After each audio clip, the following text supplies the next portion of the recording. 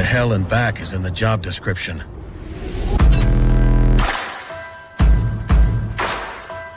Being roughed up, scuffed up, run over, kicked, thrown, dropped, dunked, and done the unthinkable is a duty we've embraced for more than 40 years.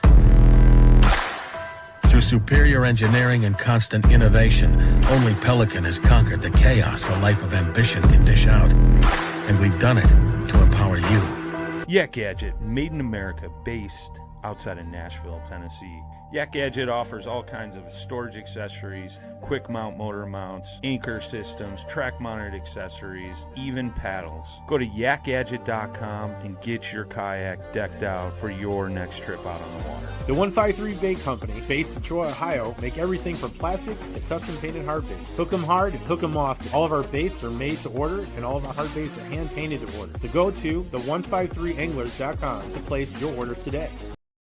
What's going on? Facebook Live, YouTube. Welcome. I epically failed. I got party favors. They don't even make any noise. But it's our birthday, 600 episodes. Woo! Woo! Look at Jay. Jay looks a little funny tonight. What are you talking about? You got to take your hat off so like they could actually get the full effect of it. I think there's a huge glare off my head in this place. We got an epic birthday show going down tonight. We got some giveaways tonight. We got some great guests. We got JD Desrossier, Nick Carlson from Pelican, Drew Gregory, Katherine Field, Aaron Stiger, John Thomas, Jon Workman from 153. I mean, the list goes on. The list goes on. What are you most excited about, Jay? Oh my God! Our first guest. Look at this! Look at this! Look at this preview. Hang tight for that one. Well, let's get some of our hosts up in here. We got Sean Lavery in the house. We got Brad Hurlboss. What's up? We got Dustin Nichols. What's up? What's up? Yeah. I'm gonna make the other one wait. I feel like I look a little bit like Dustin. What's up? Hey, Ryan. Dustin, put your glasses on. Oh, okay. Let me see. Sorry, I had some technical difficulties right there. I got a glare probably. But... Dude, we're brothers, bro. We're brothers. Oh, man. Welcome, everybody, to the show. Go down in that lower left-hand corner, smash that share button. Drop in the comments where you're tuning in from, what you're floating out, what boat you're floating out of, and all that good stuff. First giveaway, we'll have a nice winner. What are we going to give away first, Jay? I say we give away some 153 baits. That'll work. Some 153 baits, but you got to drop in the comments where you're tuning in from. Boom. So that's how that works. So, gentlemen, episode 600. Episode 600. What are you guys' thoughts, man? What are you guys' thoughts on all that good stuff? That's a lot of freaking episodes, man. Yeah. That's a ton. I mean, that's 7 days a week programming right there, boys. Yeah. That's something for everybody. That's what I'm saying. Took us Sure. took us 3 years to get there. 3 pity years the to poor get there. person who had to upload all those episodes. Yeah, me too. I don't think it's over with. Yeah, that poor fella. That poor fella. The next 600, I feel like it's going to go a lot faster. Do you, Ryan? It depends how many cocktails Mr. Milford has in him, you know. Yeah. Hey, Ryan, you want to see my kayak? All right, guys. Well, it's been nice chatting. I'm out of here. Oh man. Oh. What's up, Coffee? Facebook user says they're going to start a GoFundMe for Milford's backdrop. Uh-oh. It's not that bad. I think Milford's better than mine. Well, Yeah, I got kicked out of my room tonight, so I was listening to the Noob Show today, and you guys were. Milford mentioned that neither of those Billy the Basses work, so he had to figure something out. See, Oh, yeah. What did you do to them that they don't work? Dude, these are like found in the garbage or at a yard sale or something. The Christmas one was my wife's from when she was a little kid, and she was going to throw it away. I'm like, no, give it to me. I'm gonna need that. Yeah. So you really do need the GoFundMe page. I got it. Yeah. I mean, if y'all want to buy me some new Billy Bass that works so I can irritate Sean while we record,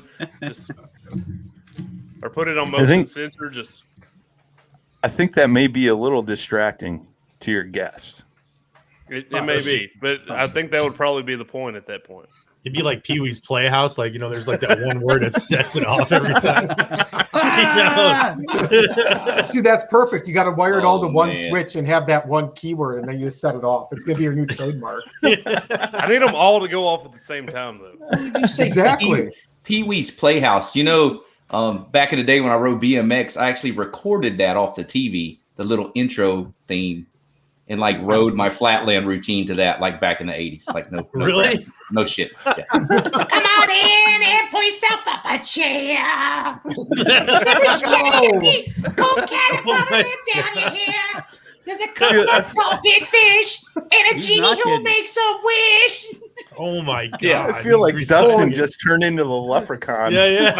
Oh yeah, I can throw down a little bit. What's in that tin can of yours right there? Some ranch water. Oh jeez. If you guys are just tuning in, drop in the comments where you guys are tuning in from, what kind of boat you're floating out of. Our first giveaway is going to be some 153 baits. So we'll pick a winner out of those that drop in there. We're going to have some giveaways all throughout the evening and all that good stuff. Big Starnes Outdoors said, wow, just wow. Big Stars. Yeah, y'all ain't probably need to hear none of that. Yeah. Y'all don't want to see me singing karaoke, then that'll be all time right there. Yeah, based on what I just heard, you might lose some sponsors with that. So. Yeah. All right.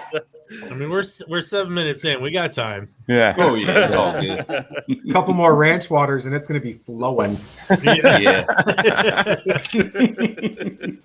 That's funny. Oh my goodness. Well, I wanted to share something up, man, because this is when things really started picking up for us, and this was the launch of season 3, and we're kind of in season 4. It was like a compilation video that I had kind of thrown together to kick off our season and all that good stuff. So I wanted to play that real quick and then get your guys' thoughts on how far we've actually come. So let's do that right now.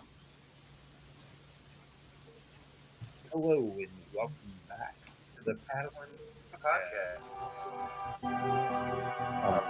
Josh, Ryan, and Jay. Dustin, Nick. It's Rick. And I'm Brad. Susie Roloff. Sam Jones. Got Dan Perry with the Bass Fishing for Dudes. Final Cast. Station, the Tide, Saltwater Second Hero. Adventures with Outdoor Women. The Reel Down Up.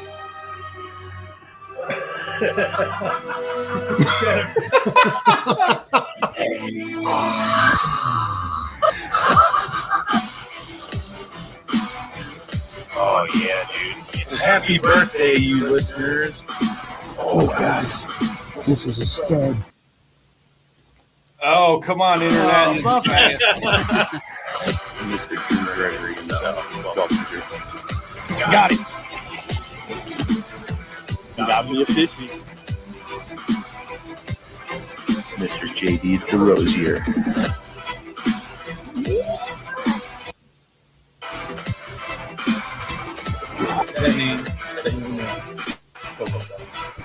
Look how young Jay looks right there.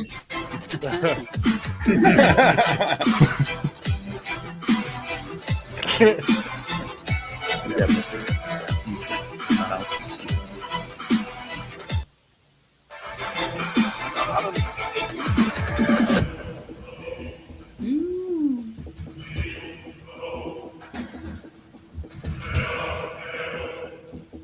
I'm really proud of you guys for not bringing up pedal drive yet.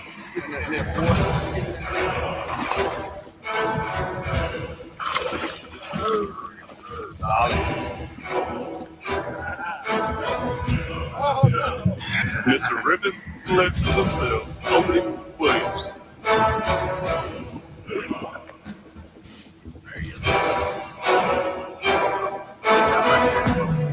And with me tonight. You got the one and only Jason Roach. Boom. Been looking for this guy. It's real exciting. You tell a good story with that,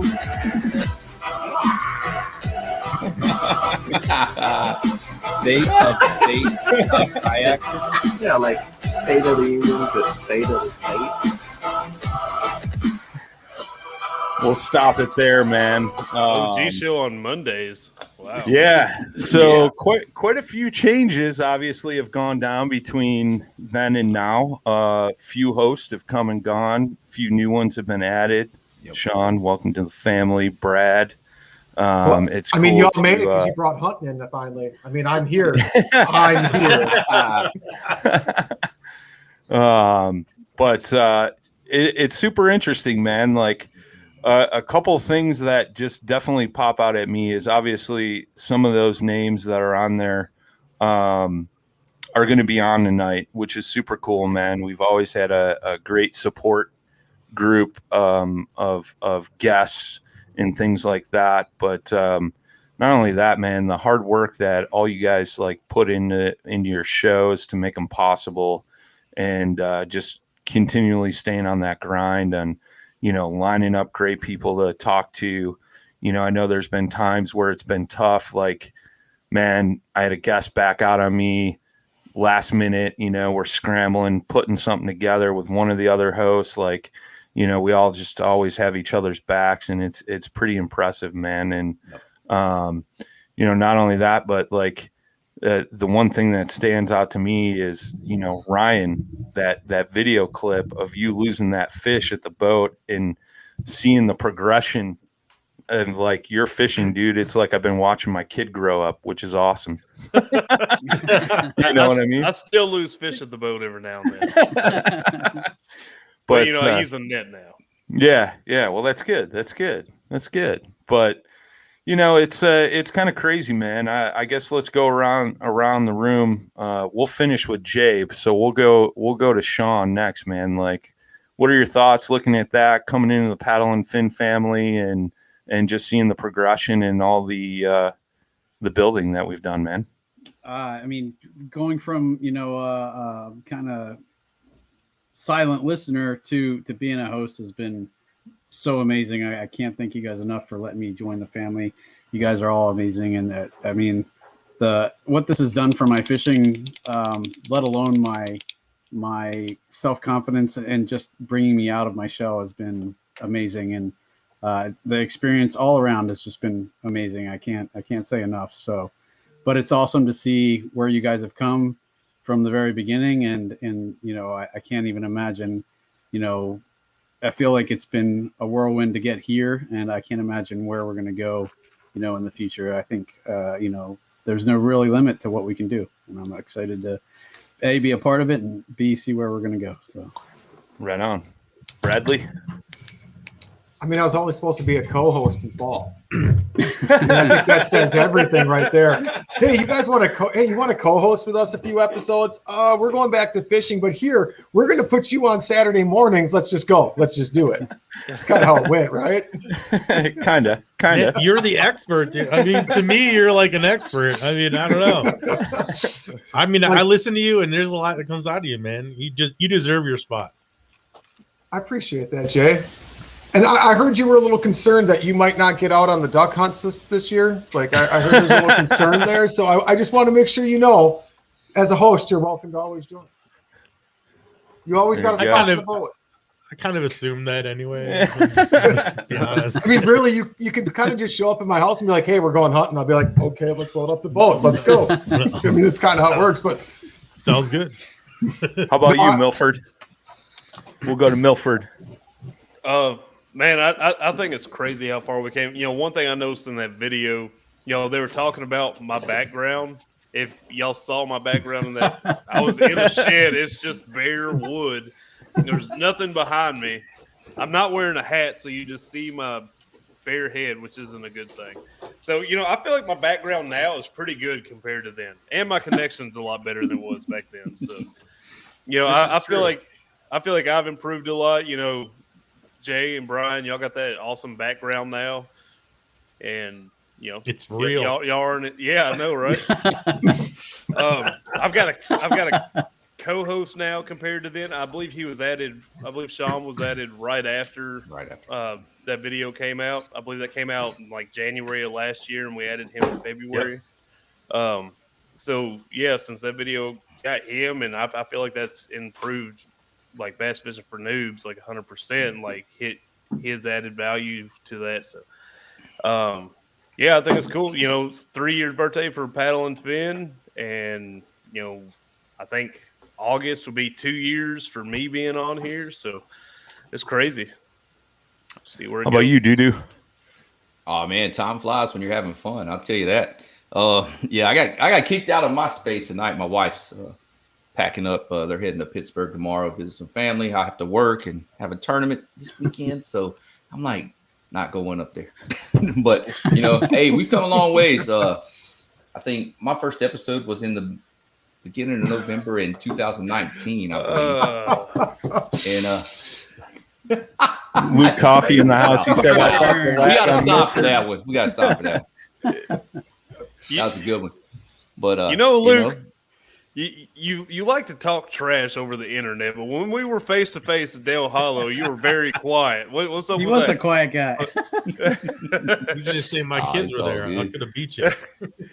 I think his kids talked more than he did. That's funny. But yeah, the growth of the podcast as a whole, with all the new episodes and the new hosts coming in the last year and everything, it's just like reaching a pretty vast audience, And then the addition now, we've grown even more, being added to Waypoint. It's just keep getting that good content out there, man. We just keep moving forward and grinding, because that's what we've been doing all along, and it's just we're not changing anything. We're just growing a little bit. Yeah, man. Sure. So real quick, since Milford got picked on a little bit in this first segment, I'm going to let you pick the winner. We got 2153 crankbaits. One's like a DT6. The other one is square bill. So scroll through those comments, Milford, and see who we should be giving these away to. Well, I know who we're not giving them away to.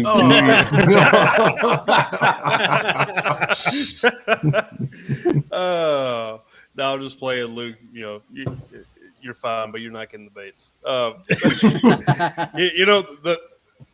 I don't know this person personally, but the very first one I see that shouted out where they were from, and they're from Tennessee, is Big Starnes Outdoors. All right. All right, Big Starnes. Got some crankbaits coming your way.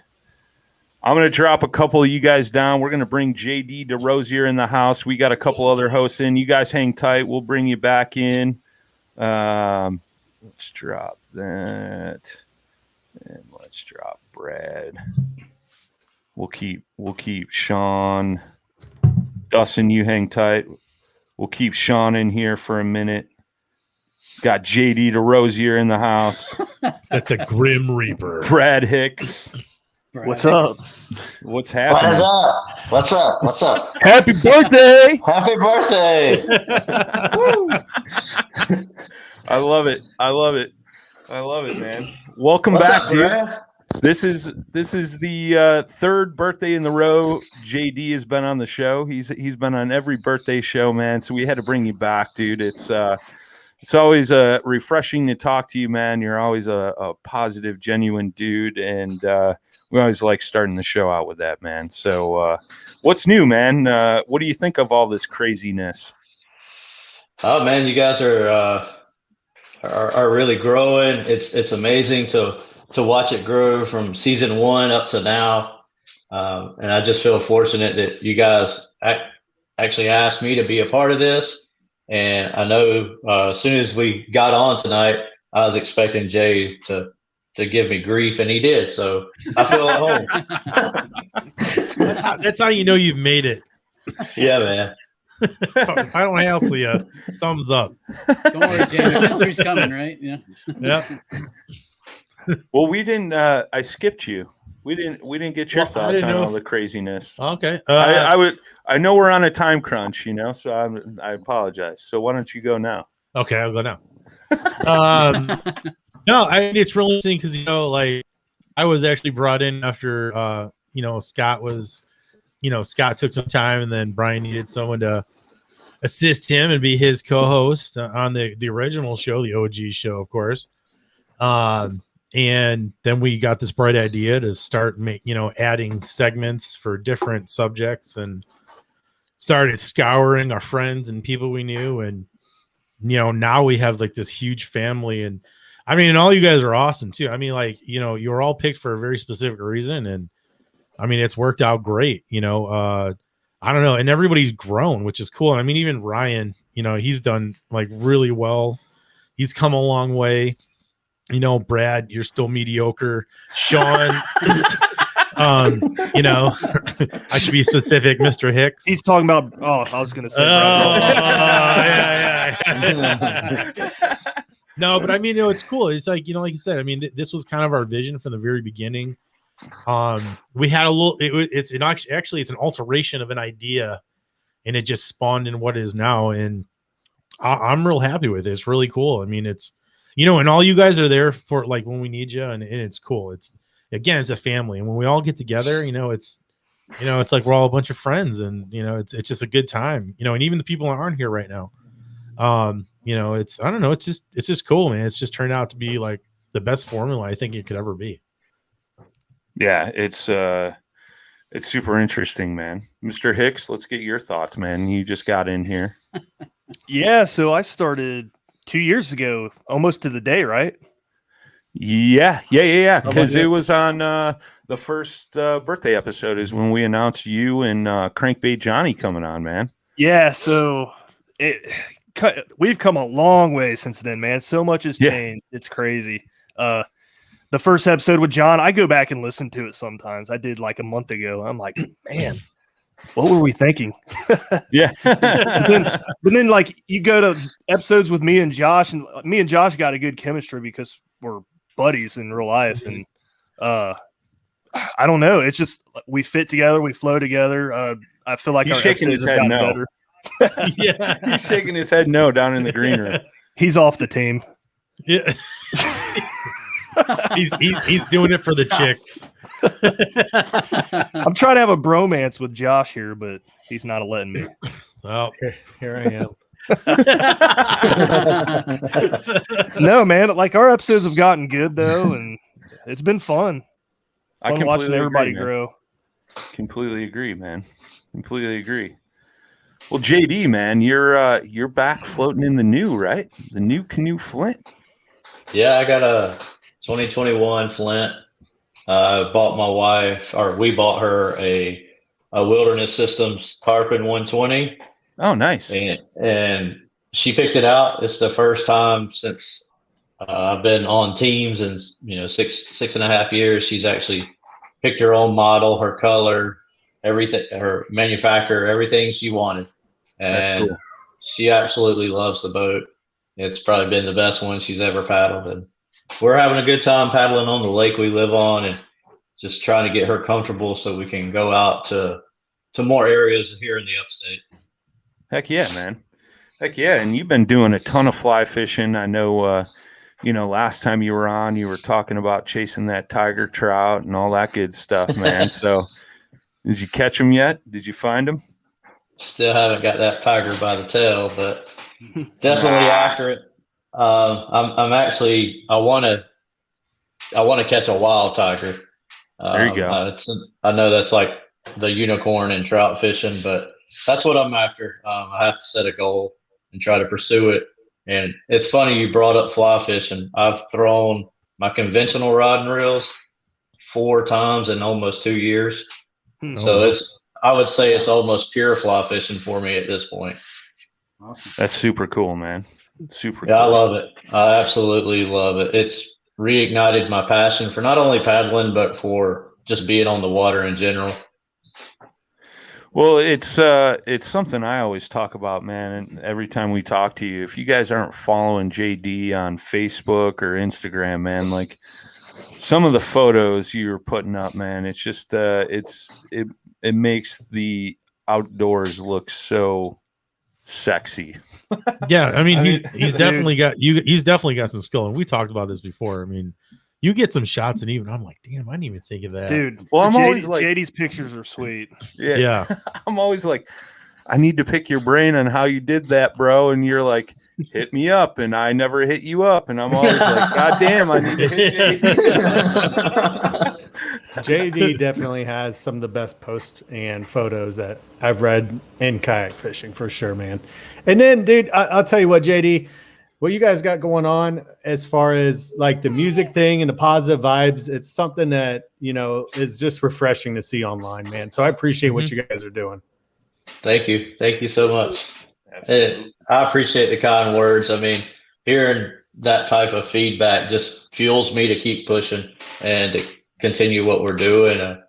I've tried to recently I acquired some new camera gear, and I've taken some Sony classes to try to up the photography game a little bit more. So, but yeah, I mean, if you guys got questions or you want to bounce ideas off of me, or you want some tips or whatever, I am happy to share any and all info. And if you want some good drinks, yeah, still rocking the Spark. I'll have you know that mine has taken a swim and it still works. Nice. So shout out to DJI for building a sub-waterproof drone that can swim. Yeah. It got some pretty killer footage. We did some media shoot stuff, and I just put out the first video. I did a walkthrough of my Unlimited, and Jay got some really cool like sweeping shots going past me as I was motoring around the lake and standing up casting and stuff. It turned out really good. So yeah. Definitely, it's a good little. You can dunk it in the water a little bit. You'll be all right. Yeah, you should be fine. I mean, the manufacturer probably, you know, will tell you no, but it works. You know.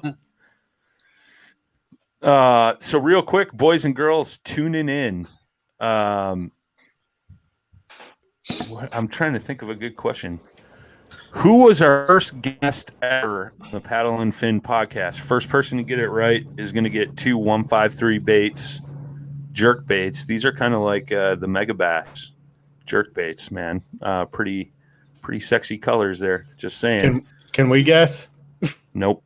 JD could guess. We'll let JD guess. I didn't even know that was Jason. But he won't. Such a good disguise on. Yeah, that's right. There's no feather or fur on. That was my doo-doo face. Yeah. We got one answer. The guy from Savior Outdoors, and that is incorrect. That would be Corey. That is incorrect.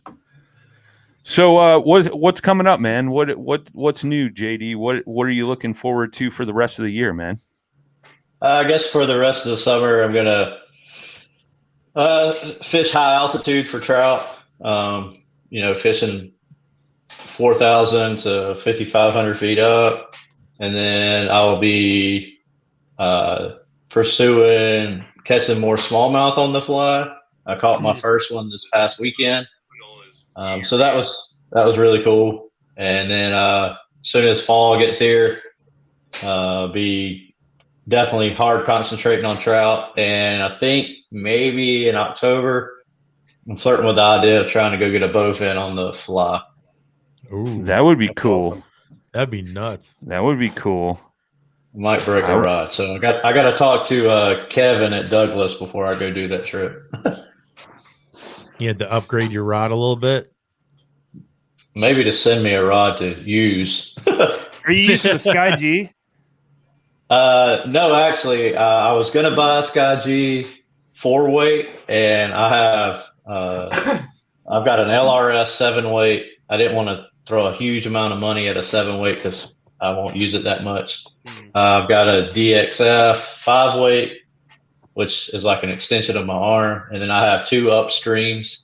One's a 3-weight and one's a 4-weight, and those are probably my favorite rods. I love the feel of the upstream because it's like throwing bamboo.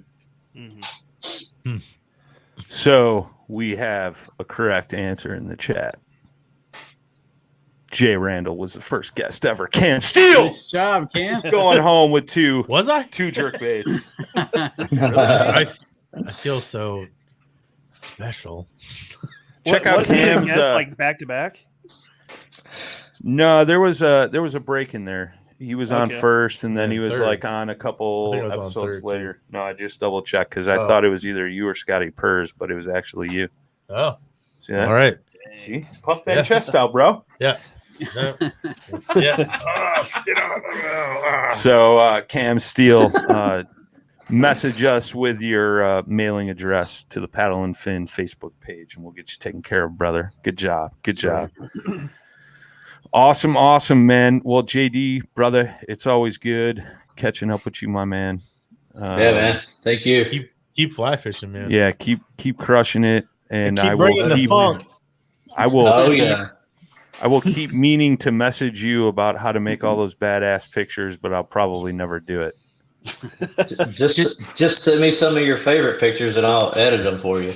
Just send a tutorial, dude. Your inbox just got overloaded, bro. Yeah, he's gonna send you back all black and whites. He's like, I couldn't work with that. Like all of my failed pics turn into black and whites. I'm like, I can't. Like he's gonna turn them into black and whites. Here, you look better now. Nobody can see your face. Yeah, there you go. Like, wait a minute. Did you use 35 millimeter like old school film too?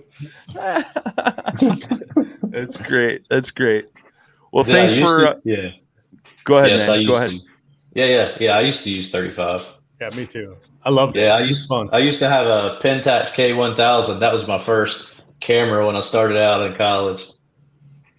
I like it. I had one of those that somebody had gave me that was in the Vietnam War, and it had a dent on the lens, like the edge of the lens where the cap would screw on. That was my first camera in art and photo in high school. I still have it Nice. somewhere, man. That's so awesome. I love it. Love it. Check out. Hold on. Check out this one. JD's ready for show and tell. It's like kindergarten all over again. Look at that. Oh, that's cool. Nice. It's one of the only, well, it is the only brown Kodak accordion I've ever seen. That is crazy. Usually they're black, but yeah. My grandpa gave me that one. Nice.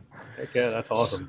Well, right on, brother. We appreciate you taking the time out tonight, man. Thanks as Thank you, always fellas. for Thank all of y'all. just being part of the family and always being willing to jump on and keep the positive vibes flowing. And, Josh touched on it earlier. If you guys aren't following JD, it's every Friday, right? You do that? Yeah, we need to get back to doing it. We've taken, I would say, a good month or two off from our hiatus on Friday, but I've talked to Todd actually just today. I was like, man, we've got to start this thing back up because I've had like 10 people in the last 3 weeks say, where's it at? So, yeah, we've got to get back on it. And everybody's being like, man, we missed the music and the diversity of music and just the message. Of course, I'm probably going to play reggae 90% of the time, but, that is who I am. It's all right. It's all right. Ja. I love it. I love it. All right, brother. Well, we appreciate you, man. Be safe. Tell the wife Thank we you. said hello, and absolutely. Happy belated Father's Day, my friend. Happy Father's Day to all you guys, and happy birthday to Paddle and Fin and 600 episodes. Wow, that's fantastic. Thanks, brother. Thanks, we bud. appreciate you, man. Thank you. Thank you, guys. See you, JD. Awesome. Yeah. Next up, Panda in the house. next up on the docket, we got the man, the myth, the legend from California, slanging them flashlights and coolers. Mr. Nick Carlson from Pelican in the house. What's up? He's the man that brings light. Oh boy, what an intro! You guys are unbelievable. Oh, you're muted, brother. You're muted, Nick. You're muted. No, he's Can't not. be. Yeah, I can hear him. I can hear me. Nope. Are we all muted? Are we all muted? No, No. I can hear everybody. What happened? I can't hear. Oh, no. Dustin, can you hear us? Yeah, Dustin can Yeah, hear us. Dustin can hear us.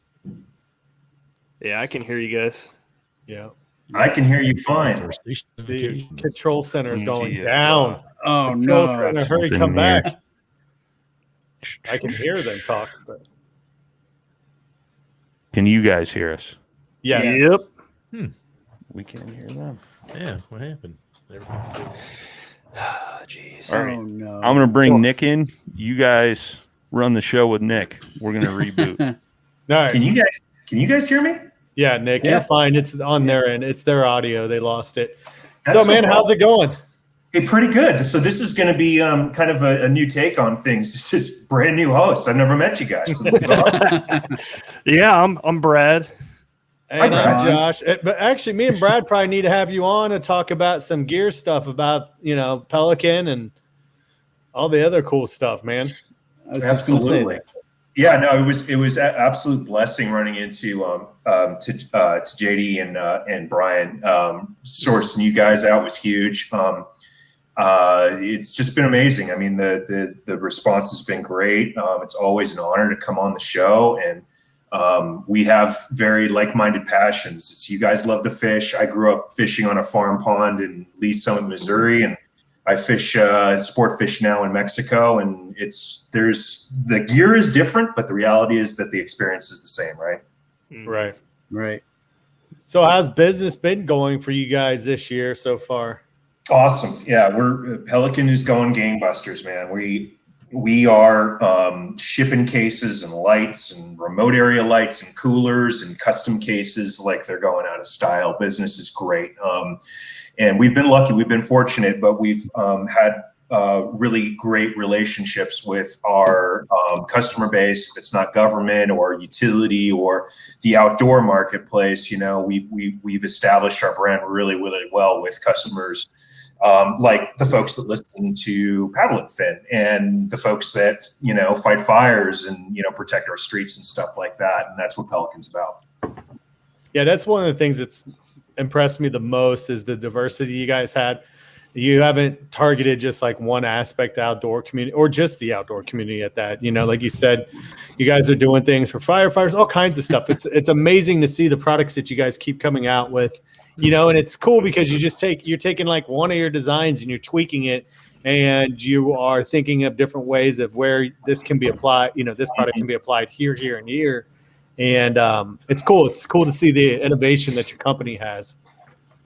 Yeah, it's I've been there for a long time, and I've worn a bunch of different hats, and I've worked under some really great mentors. And I like to tell folks that the customers that I've met in the past and we've done business with, they become friends. Absolutely, they don't leave my iPhone, they don't leave my computer, and I've known people 20 plus years back when I was just a little runt Pelican running around with a sample case and a credit card. Now, I'm working projects, big deals with folks, and a lot of that speaks to working for a family-oriented brand and bringing that message and that love to the customers that are out there, right?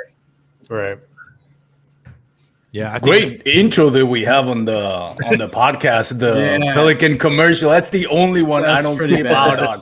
I love that intro. The video, the narrating is awesome. It is sweet. Good stuff. It is pretty badass. Yeah. And Aaron Stiger, yes, this is Pelican cases since you're asking about it. Which I was going to say, like, ever since I've heard of these cases, I've been seeing them everywhere I go lately. Yeah. Everywhere. I'm like, Yeah, they're a lot more common than you think. I mean, it's like now when you see a case, you're able to identify it. Yeah. Yeah. I mean, they're unique too. So you see a case, you're like, oh, that's definitely a Pelican case. It's pretty cool. Right. Yeah.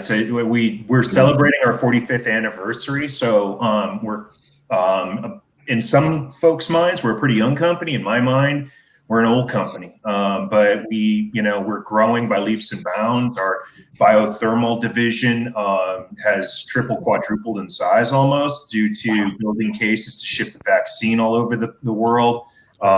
We've just launched Pelican Outdoors, which kind of caters toward the paddle and fin crowd, and that's outdoor product that wouldn't necessarily be considered a case or a flashlight. It's a any type of protective system. We got 9 different products on Pelican Outdoors now, excuse me. The cooler business is robust. The lighting business is robust. So it's a great day in Torrance. It's a great day in South Deerfield. And like I said, it's always an honor to be on here with like-minded customers. You guys fish, and I fish, and I love it, man. It's great.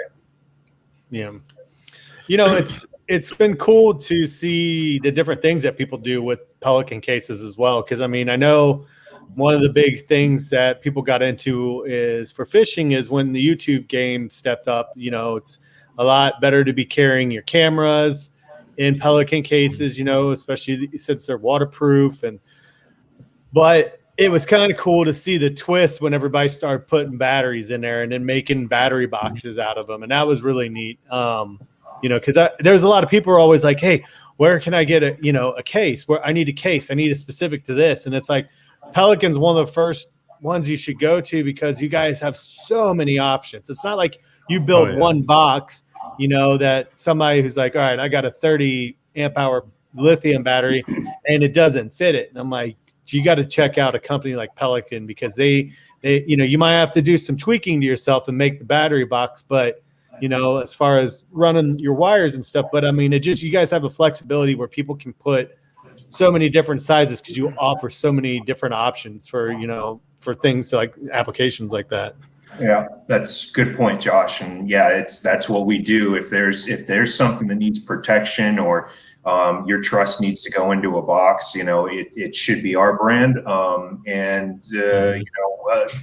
Hundreds of different model sizes. The customization has become big business for us because we can bring that uniqueness to our customers now. And, you can go to pelicanfoam.com and drop in, whatever, if you got reels or if you got, a sidearm or, some sort of drone, we can do that all for you too. So it's leaps and bounds ahead of our competitors. And like I said, it's always a good day to go to work at Pelican because it's always a good challenge, and you can't beat the customers. The customers are awesome. I get to deal with the coolest people in the country, no matter, across the board. Well, there's one important case you're missing, and I'll let Dustin ask this question because I saw he dropped it in the chat, and every time I talk to him, he's like, "Did you talk him into it yet?" Talk to it. All right. If y'all are familiar, there are some storage rod boxes that are mountable to rack systems on vehicles and everything. And what I would love to see is one that is packable, one that has like a quick connect clamp that you can lock onto racks somehow and pack and go. I know Pelican cases are by far the best. I know my buddy's a photographer and travels on surf trips and stuff and packs his camera, and then he's had no issues with anything. We have some equipment at work that we use them in, so we know how rugged they are. And some of these other rod boxes just aren't up to par. The locking mechanisms have issues. The way they clamp down, it's just flimsy stuff. So Nick's mad something in that you could. Well, I'm not trying to put you on the spot, but it'd be really cool to see something that you had a handle you could grab, and then you just flip a couple latches, and you pull it off your rack system, and you can tote it inside, and it seals with y'all's ultra weatherproof seal. So stay tuned. Yeah, stay tuned. I'm telling you. Yeah, Justin, for you, we're doing special Texas edition Pelican. Hey, I will put it through the paces in the salt water with the redfish all over it and fish slime everywhere and all that good stuff. I can see the next video. It's Dustin, and the case is so good. It's floating, and he's got it tethered to the kayak, and he's just red fishing the whole time. Like, no, I got a drop of water in there. I just pull it up beside me and switch my rods out. Or actually, like fighting like I'm fighting a fish, and I reel in that case. I'm like, oh yeah. It's either that or Dustin's a big surfer. He'll be catching a wave on that case, man. Oh yeah, I could do that too. That's all for sure. Yeah, we got stuff coming out 2022 and beyond that is going to be mind blowing. And it is the whole concept of modularity is where Pelican is going, and the cargo is a stab at, hey, what can we can build a Pelican case. Can it go with my Tacoma, my GMC, what have you? And so we're going that direction. So like I said, there's a lot on the plate coming out at the end of this year, 2022. So you might just see that. I don't, no problem. I'll put a word in torts for you. Yeah, right yeah. on, man. Definitely do that. So Nick was kind enough to send us this badass 8060 LED flashlight from Pelican. We're gonna give this away right now. Oh, sweet. Those of you tuning in, drop in the comments what your favorite episode was out of the entire Paddle and Fin library, and we'll pick a winner. You know, I was going to additionally say, like, the one case that I was really impressed with, and it's, you know, for its size, you wouldn't think that it would be so impressive. But once I saw Brian with the R60 Ruck case, that little thing is so cool. I actually tether that with a little bungee cord that I made loops at both ends, and I connected it to the frame of my seat, and I can fit a 20,000 amp hour what's it called, power cell in there. I have a solar one. I can put my phone in there if I need to charge. My keys fit in there. You can put a flashlight. You can put, like, you know, a headlamp. You know, you put anything in it, and it's stowed away under your seat, and it's cool because you have everything accessible. And, you know, in case emergency, you flip, it's tethered, you know, in this case. But I mean, it's waterproof. You know, thing is rock solid. You definitely could jump on this thing and not bust it. I mean, so for me, when I saw him with that, I was like, oh my God, I got to get one.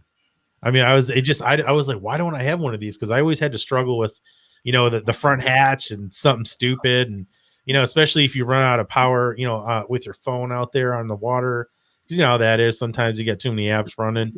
But I'm telling you, man, your phone, that'll fit in, you know, your phone, the power cell, keys, light, everything at once will fit in that little case.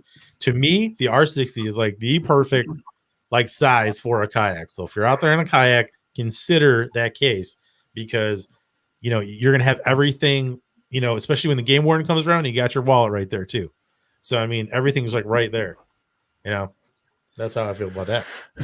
Well, I think we have a winner for this wonderful Pelican flashlight.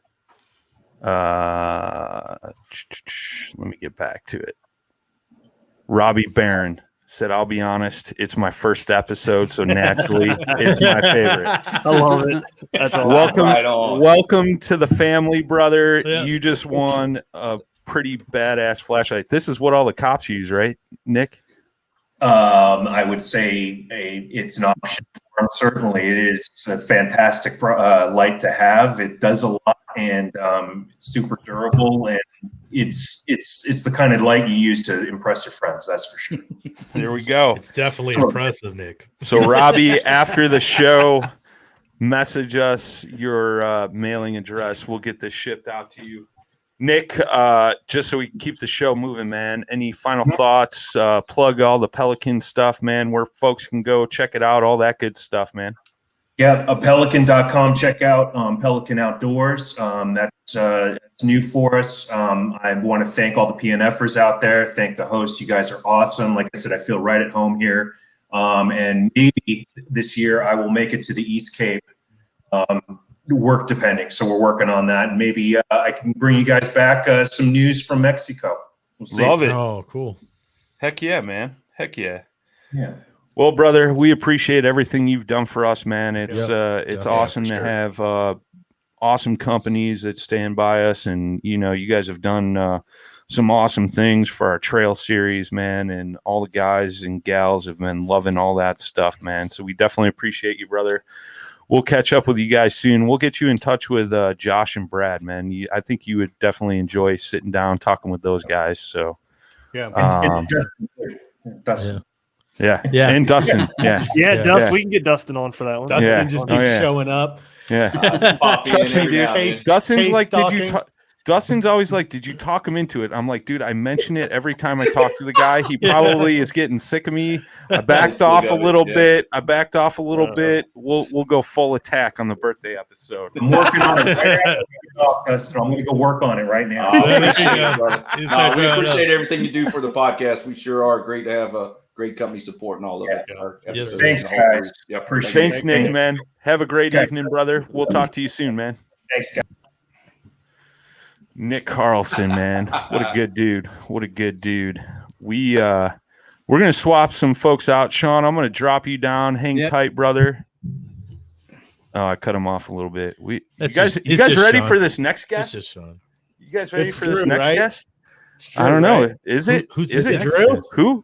Drew? Drew who? Uh-oh. Drew who? Hey! What's up? There he is. There he is. Mr. Gregory. Oh, Drew Gregory in the house. What's up? Me and Brad Congrats. we're kayak dorks right now. Fresh- Like, it's Drew. Yay. fresh off the Bass Nation kayak fishing.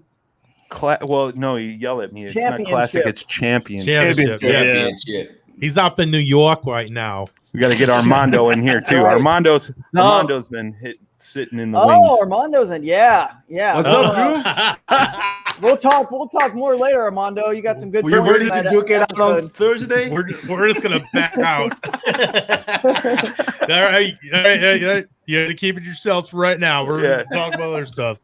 Yeah, exactly. Well, hey, congrats, guys! 600 episodes. This is pretty cool, man. That's unbelievable. So, big kudos to all the Paddle and Fin family and all the hosts, everybody that's been a part of kayak fishing, really to bring us to this point. It's pretty amazing. So, good job, everybody. Heck yeah, man. Well, we gotta thank you too, man. I mean, you're the true OG, one of the true OGs, man. right? Thanks Like for kayak fishing, dude. He's like, my name's just on a kayak or so. It's no big deal. It's all good, man. Just you guys. I don't know. I'm easy to make embarrassed, so I don't really know how to respond to that. But I appreciate it. Thank you guys for the recognition, and we just love the sport. Those of us who happen to be, getting into it at the very beginning, are just as passionate. We just happen to get into it a little sooner than others, and kind of ran with it. So glad to be here, and just again, thanks to everybody. I love seeing all the comments you guys out there that are watching, all the fans. I see lots of familiar names, and just appreciate everybody. Aaron Stiger. Actually, I'm looking back through the comments. What was Aaron Stiger saying at 829 about? He doesn't know. Drew may have been first. What were y'all talking about? I missed that. Oh, I think somebody was asking if you had been on already.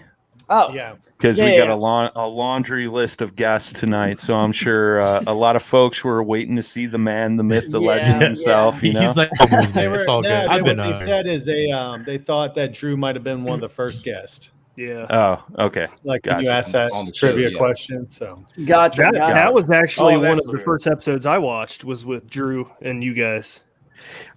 You know what? I was thinking about this because I remember that episode.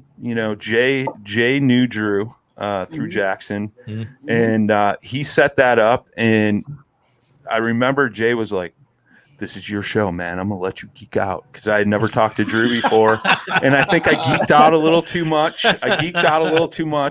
And then I ran into Drew at that KBF FLW event on Nick and Jack. And Drew was kind of like, "Oh, there's that crazy dude that just kind of."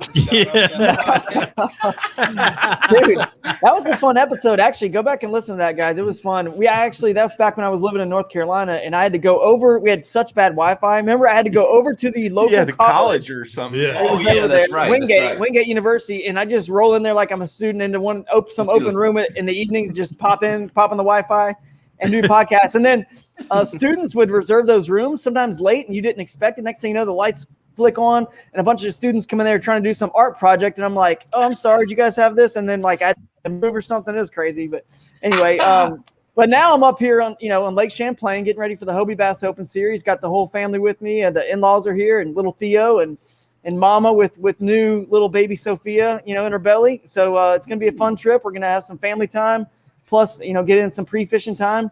And just hopefully we can catch some fish, man, and find some big fish up here. So it should be a good event. Well, congrats on the new little one, man. That's super awesome. Yeah, man. Thanks, guys. That's what it's all about, man. There's so much more to life than just fishing and all this stuff. And I know, we talk about the fishing obviously the most. That's what you guys are here to do. But man, there's more to everybody that we all talk to and interview, and you guys too. I mean, we have real lives, real families, and real ups and downs like everybody. And it's hard to manage all that and still try to do what we do. So, I just want to, bring that up and just appreciate everybody for all the help and support along the way and all the prayers. And hopefully this little baby, you'll stay healthy and Mom will be healthy. She's been having a tough time. So hopefully all will be good. And December 26th, or around that area, we'll have a new one. Oh wow! Christmas Congratulations. Yeah, Christmas baby. Yes, Yeah. sir. Yeah. You know what? I like these. That poor kid. He's gonna get cheated out. Like cheated out of presents. Dude, I hope so. Our first child, Theo, came a month early, like naturally, just came a month early. So hopefully, little Sophia will try to come in a few weeks early. So she won't be right in the mix because my parents have this December 28th and December 30th birthdays, right back to back with Christmas. Man. So it'd be nice if she can just come a little earlier, for us. But we'll see. You guys have to plan on just taking like Christmas Eve on through, the New Year's Eve off every year. That from then on. Yeah, that's a good plan. It's in the cards. That's cool. But yeah, what do you guys want to talk about? What's the? I know we don't. I want to say I gotta point this out because I brought this up in our host chat the other day, but it's killing me that Ken Morris and Cody Jennings from Jigmasters look like clones. Yes, they do. Actually, yes. You sound like clones too. Yeah. When I watched you and Ken talk the other day, I was cracking up because I couldn't hear Ken very well. I don't know if his mic's not on or if he's sitting so far back from the microphone. And I'm laughing because it reminded me when I first started on Paddle and Fin, and me and Justin had this huge volume change where I was extraordinarily loud and he was super soft spoken, and people would be like, "Dude, we got to actually turn it down when you talk, and then turn it up when Justin talks, and then when you talk, it's blasting my speakers out." But I was sitting there and I'm listening to Ken, and I'm like, "Is Cody Jennings on his podcast right now?" And I knew it was Ken, but I was like, "It's amazing that they look like and they sound alike." I'll post up pictures and I'll do a video clip and you'll crack up. You're gonna be like, he lives in Ohio. Yeah, you need to do a photo merge and throw them together and two different. Oh, Ken's not soft. Trust me, Ken's not soft. I'm just loud. Trust me. I know that. But anyway, but yeah, man. Possum Kingdom was cool. I mean, the bass thing was cool. I mean, it was nuts. So I don't know wherever you guys want to go. I'll talk about whatever, and we'll save Armando. We'll save a Thursday. We'll save that. But we'll duke it out Thursday. I'm on your side. I'm on your side. He's sharpening the skewer right now. Jay and Brian scare the crap out of me because Brian is like, "Hey, can you come on show Thursday?" He's like, "Why?" Drew is screaming at his radio, listening to the podcast. I'm like, "What?" It's like I grabbed. He was texting me. I grabbed the phone. He said, "Listen, Drew knows a lot more than me. I'm not gonna walk in and get smoked by Drew. You got to tell me what Drew is upset about before I go in and make a fool of myself." No, okay? I'm backing you up, dude. Hey, I am going to back you up. By the way, I'm not upset about anything, but something I did want to clarify because I listen, dude. I'm a big fan of the Paddle and Fin shows. I listen to them. We have long drives. Okay, everyone knows that we have long drives. Sure. So I was listening to the one with Dwayne Wally recently. So awesome job he and the crew did at the the Bass Nation Championship. And one thing he mentioned, which sort of he kind of ran what he was talking about with me into something about sandbagging. He was saying that we didn't know. Remember he was like, we didn't know what Drew had. He's out there just going to work. He's working, and we don't blame him for not uploading the photos. Dude, I didn't have a signal. You guys know. Oh yeah. Like half the time where I go, I don't have signal. So trust me, if I have signal, I upload right away because you don't make a mistake. And later on, dude, if you catch 15, 20 fish in a day, you're scrolling through everything. Even if you hit the favorites button, well, dude, you hit the favorite every time. You got 15 favorites. I mean, you got to cull them out somehow. So I upload them right away so that the fans can follow along. My family doesn't sweat it out and know I have fish. And just it's better for the sport if we upload right away. So just to clarify that, because I know he went right into a sandbagging topic. Okay, he said, Drew. "Oh, Drew's working." Yeah, he kind of threw in Drew with sandbagging, and I was relieved because I'm like, "Okay, Drew's gonna take it easy on me. That's gonna distract him from whatever I'm gonna take." Armando literally called me in a panic, dude. I texted him, and he picked up the phone and called me. He didn't even text me back. He's like, "What did I say wrong? Is Drew mad at me?" Dude, I'm not ready to get thrown under the bus by Drew. Am I ever mad at anybody? Is anyone ever? No. Okay. All right. So, were you with Wally? Were you no. He just sort of it may have sounded like he thought they thought I was holding my fish back, but I didn't have signal. Look, My show and what I'm known for is hooked on Yeah. wild waters, not hooked on downtown waters with 5G everywhere. Right. Wild waters. Don't let I Drew, mean, come don't let on. Drew fool you, dude. He's got a freaking dish. He's got like what is it? Like Elon Musk, like That'll- the Star Connect stuff. You know? Yeah, that new Crescent model he's coming out with is going to come with 5G hotspot. It's got Wi-Fi. Got a You wanna hotspot share- built in. Yep. You want to share a Wash your- screen? wash your I'll show dryer. you some pictures from Possum King. You want to share a screen? Some never before seen footage here. Here we go.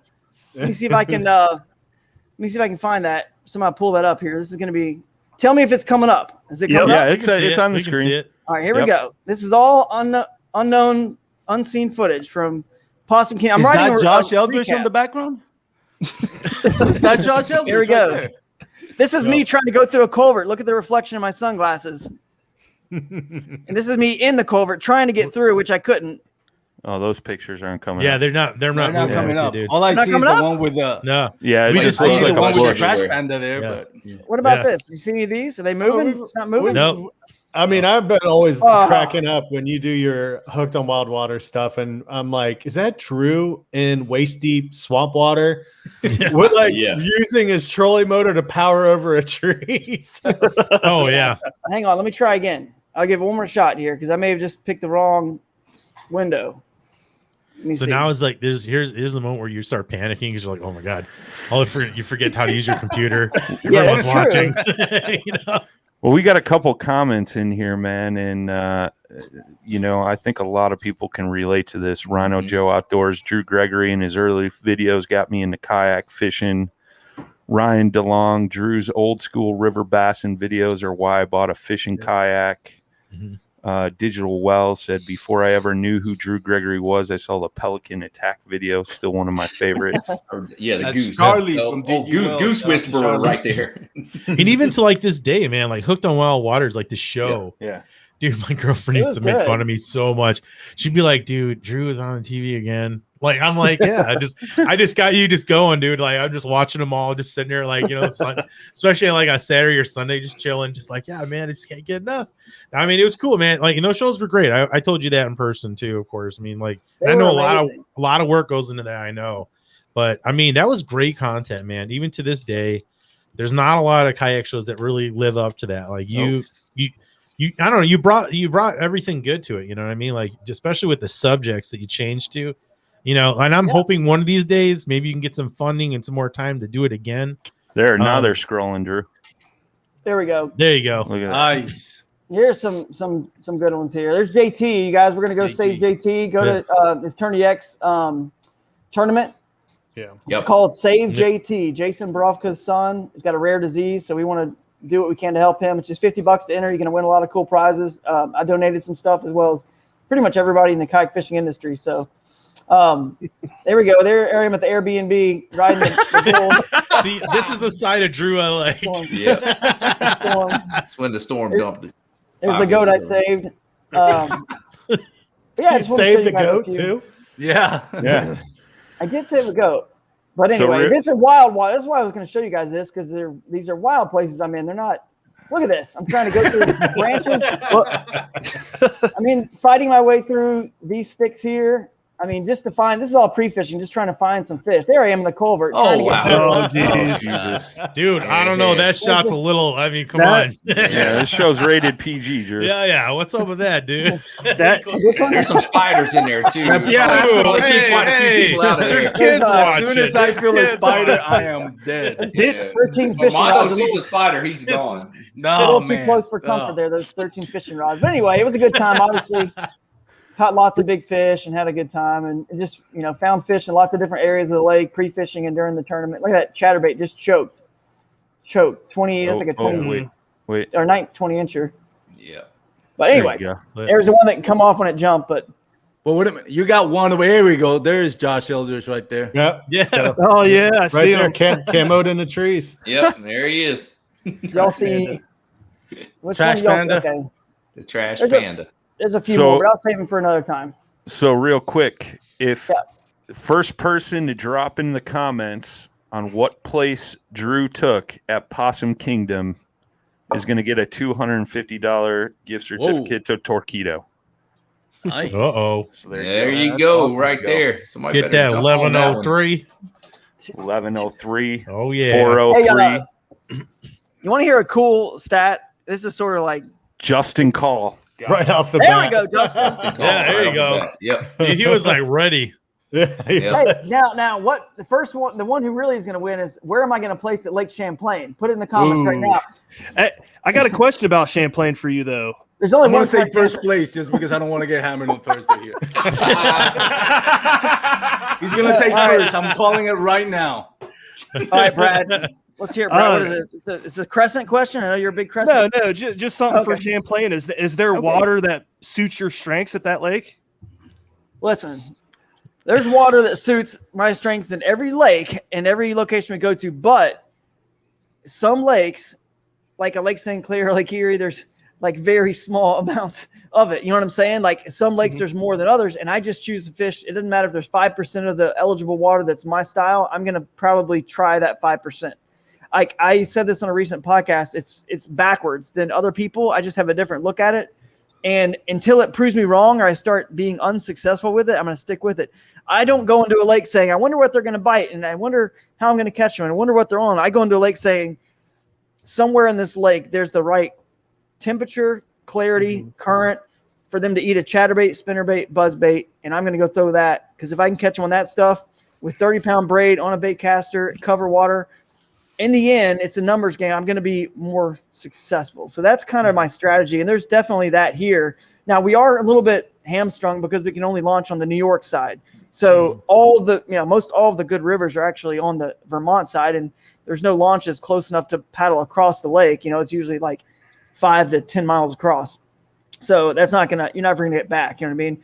And I don't have a pedal drive, so I'm not going to risk it either. Even with a pedal drive, that's a long run.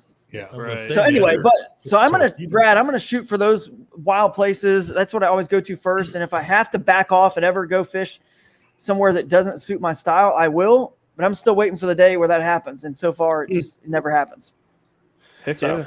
Well, Drew, we wish you the best of luck, brother. We thank you for taking time out with the family and jumping on with us tonight. And just get out there and crush them, bro. And we'll see you Thursday. Yeah, best of luck, man. You guys can tune back in Thursday night, 7 p.m. Me and Jay will be live with Armando, Drew, and I think Jimmy Skinner may be back on as well. So again, God. Yeah, I can't wait for that one. I was gonna pre-apologize to Drew for that. Yeah, sorry, Jim. I mean, we gotta have. Oh yeah, you gotta bring Jimmy on, man. Good dude. So, all right, guys. Well, look forward to listening to some of the rest of tonight, and you guys have a good night, and hopefully we'll go find some fish here. Yeah, get them, brother. All right, Drew. All right, buddy. Good luck. Thanks, Drew. All right, see ya. Release that crescent as fast as possible too. I want to get him on the show to talk about it. Hey, real quickly, I wanted to say, Drew touched on the picture on it. Jason Borofka, he's going to be on my episode that airs tomorrow. His son suffers from one of the most rarest disease known to man. I think only 9 people have been diagnosed with it. Life expectancy is 5 years. He's paying a private laboratory to take care of him. The bill is $8 million. And we're trying. Everybody that can try to help out, go to savejt.com. Also, there's a tournament. All proceeds of the tournament go to SaveJT.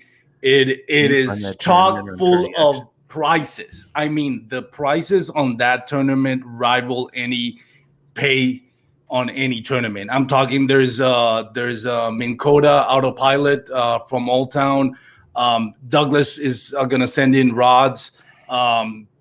There's so many prices out there. They don't even know how they're gonna spread those prices out. But go check them out. Tourney X is SaveJT, and the website is savejt.com. Jay is dropping the link into the comments for you folks. It's like a monthly event. He's going to drop the link to the Tourney X so you get signed up for that. He's doing it right now. So bam, And there it is. there it is. You So can let's get our- donate too if you don't want to enter the tournament. And I dropped that in the comments as well. It's savejt.com. But let's get our next guest in here. He's been waiting and waiting and waiting and waiting and waiting. I seen him down in there, Mr. Jonathan Workman from the 153 Baits in the house. What's up, brother? Yeah. He's like, oh, What's I got to going get on, out of the fellas? car for this one. How you doing, brother? I'm doing great. I've been having a crap ton of internet issues, so I hope I don't go pixelated on you guys. Well, you guys have been having some crazy storms over there in Ohio, I know, right? Yeah, we have, and I actually got in the car because it started raining again, so it's sprinkling a little bit, but we'll get through it. Very cool. Very cool, man. Nice little sunset on the background there. Yeah, sunset looks awesome. Yeah, it's the it's beautiful out here. I live so far out in the country that they don't even have internet out of here, so I have to use my phone for internet. Yeah, No, which we it's did crazy. that show with you, and it started getting bad towards the end, but it was perfect the whole time, just about. Hopefully, it stays perfect for this one. Yeah. Well, man, you know, you're a huge supporter of the podcast, dude. You and 153 Baits, we all can't thank you guys enough for what you do for us in the tournament series, man. And you guys are a new and growing company, and I know we have some new listeners in the house tonight, which is awesome. We already gave away a pretty badass flashlight. In this round of next giveaways, we're going to give away some more 153 Baits. But yeah. you know, you guys have been making some pretty awesome changes to the website. You're offering a custom painting option on hard baits and things like that, man. So maybe just give the folks a quick rundown on what's new with 153 Baits, what you guys are doing, and all that good stuff, man. Well, we was out down at Dale Hollow, and we had several people tell us that, hey, we need other colors. We like black and blue, so we have started working with black and blue. So here's one of the black and blue yo bugs getting ready to come to you. Heck yeah. Nice. I love black and blue. Here's a black and blue crawl. It's getting ready to come to you. A black and blue swirl donkey tail. And a black with blue flake. This thing flashes like crazy. That's and it's what on I'm the one talking side, about. it's got really dark with light flake. The other side is really bright flake. It is absolutely amazing. Nice. It flashes. I've been like using those crazy. donkey tails a lot lately. I love those things. They're solid.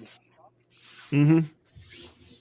Yeah, it's one of those they don't sink super fast like Yeah. like the Yamamotos, but they also don't stay up high like some of the other ones. It's kind of like a equal balance. And I have huge success with Nika rigging them. I haven't tried that with those yet. I've been wacky rigging them quite a bit. Yep. Also, if you use the what is it? The turkey foot, turkey leg. Turkey leg. So it's like a Nika rig, but you take a 2-aught offset hook and you run it down the donkey tail and run the string through the top of the donkey tail. So every time you pick it up, the hook, you got a 2-aught hook that's sitting offset and it's bouncing off the bottom straight up and down. Mike Iaconelli is one really pushed that. You should check that out. Anything he pushes, I'm gonna try, man. That dude's videos, like, he has some good stuff. He does. Yeah, for sure. I started throwing the Tokyo rig because of his videos, and I've caught some of the biggest fish I've caught lately on that thing. So I have something here, Brad, that you have not seen. I've been holding this to myself till this night. Been working with a manufacturer, and Here comes the juice. Ooh. Look at that. Spider? Uh-oh. Yep. Can you send Top some water? of those? Hey, Brian's in here. Can you send some of those to Brian, like, secretly? Like, make sure it jumps out of the box. He's seriously on the room right now. Please do it. Oh, Please. my God. Jay, you remember that float we did when you guys came to town? Yeah. I know. I was like, dude, what are you doing? Like, he's like, I'm about his boat. Seriously, John, send those over here. It'll be great. I will. I will. That's awesome. Just put I'll some set it springs up. on him, dude. Yeah, I'll That'd set be when he great. opens it up, it just flies out of the box. Dude, I'm always sending pictures of spiders. He's like, why are you sending me pictures of spiders? I was like, because it's fun. Here's one of the custom ones that Brad sent in to get custom made. Brad was one of the ones that kind of spearheaded our custom line on our website. He brought it to my attention. I loved it. So we created a link, and he used it, and we created this. Brad, if you want to talk about your favorite color here. I'm sucker for Fire Tiger. Fire Tiger. Me too, man. That's such a good color. I mean, redfish will crush that here. That's pikey right there. Yeah, I mean, I've caught guy, bass, largemouth, smallmouth. They've all hit it. It is a great color. Especially the saw guy. For some reason, they like those neon colors like that. But yeah, definitely. So we had a competition to name this bait the Sour Apple. Mm-hmm. Oh, cool! Nice. That's a great idea. That's awesome. So that would turn out. So I was sitting downstairs, and my daughter's like, "Hey, Dad, you need to make a purple one." So I made the sour grape. Oh, cool! Sweet. Is that the wobbler? Yep, that's the wobbler. I like that color. Yeah, it's neat. These crankbaits look so good in person too. Like the camera don't do it justice. Let me see if I can get this one in. It's funny how easy it is to sell us a crankbait, especially, dude. You don't even know how many crankbaits I got. Like the lighting's not. It'll back off a little bit. Okay, is that a custom one? No, that's not a custom. That's one Yeah, of the ones on our website. Yeah, Okay. you're not going to get the blue out of that one. This one's it's like a teal with like a dull orangish yellow on the bottom, but this is a great like little bait right here too. Yeah, that's called the Bahama Breeze. There you go. Oh that makes yeah, sense. that's Matt's. That That's makes Matt's sense. custom. Yeah, that's Matt Souter's custom. Yep. So here's another one of ours. This is a red that we actually make ourselves.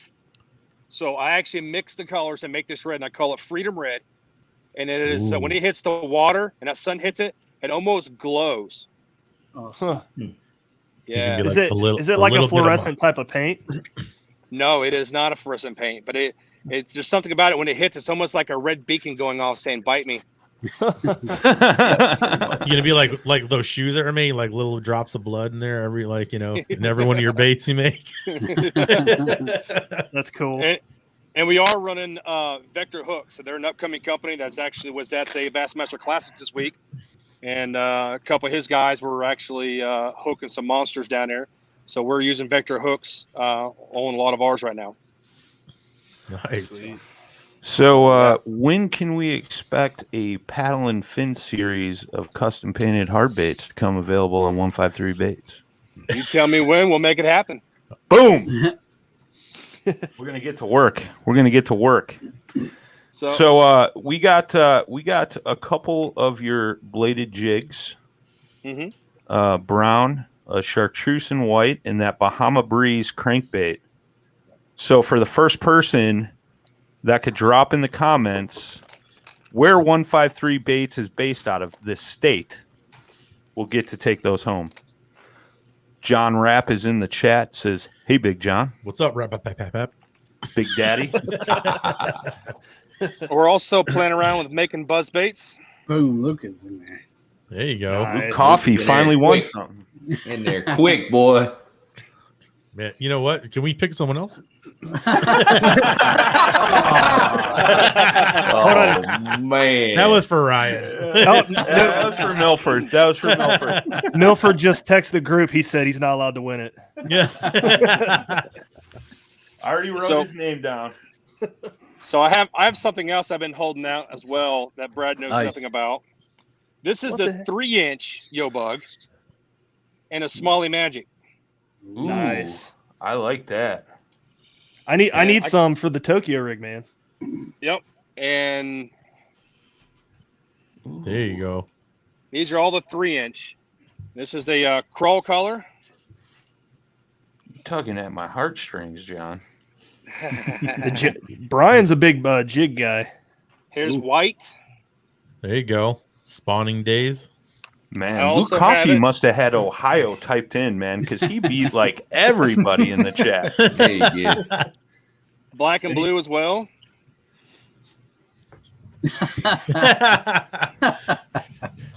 John, I feel like you should be at the water tossing these at the same time while you're talking to us. Oh, that would. Yeah, that's what we got to do. We got to do a podcast with you live on the water, throwing baits, man. He's even got the kayak there ready to go. I'm sitting here on my Hobie because my boy and I is taking a 3-day fishing trip together. So I'm out nice. there getting it ready to go. But Oh, I mean, well, now I need to go catch a fish. Oh, Absolutely. So I have one more I'll show you here that again Brad's never seen, and it's getting kind of dark, but these are. Let me see if I can get closer to light here. there, lighting's decent right there. Yeah, there it's fine. All right. Oh, you talked about those. I just haven't seen Yeah, them yet. I'm actually hand pouring these. Nice. Ooh. Oh, nice. And so That looks like a good shaky head worm. Mm-hmm. I was Yeah. thinking that too. Yeah, they're only about 4 inches. Oh, okay. Is that the flatworm So you were like a talking drop about? shot, maybe. Yep, drop shot Yeah. flatworm. Yep. Yep. I'm gonna have to slide in your DMs. Are those pretty buoyant? They are because what we use, we don't mix our plastic yet. We're still working on the formula for that. Mm-hmm.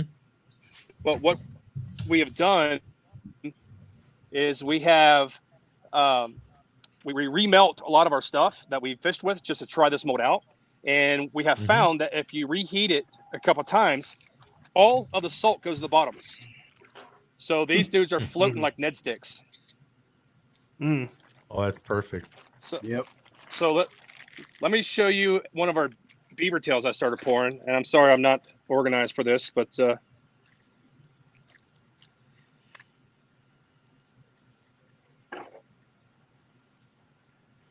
Oh, look at that little thing. That's nice. That's nice.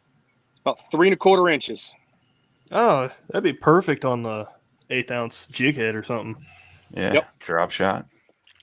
That's super cool, man. That's super cool. Where can the good folks go and find all this good stuff, man? The 153baits.com, and starting at midnight tonight for 1 week, discount 25% off. Type in 600, 25% off everything in the store except for Dang. apparel. Yeah, buddy. How about them apples? Oh, I'm gonna drop that in the comments right there, boys and girls. Yes, sir. Yep, at midnight tonight until next Monday at midnight. I want to see you get so many orders right at midnight, 12:01, that you're overwhelmed tomorrow morning. Yeah, bombarded.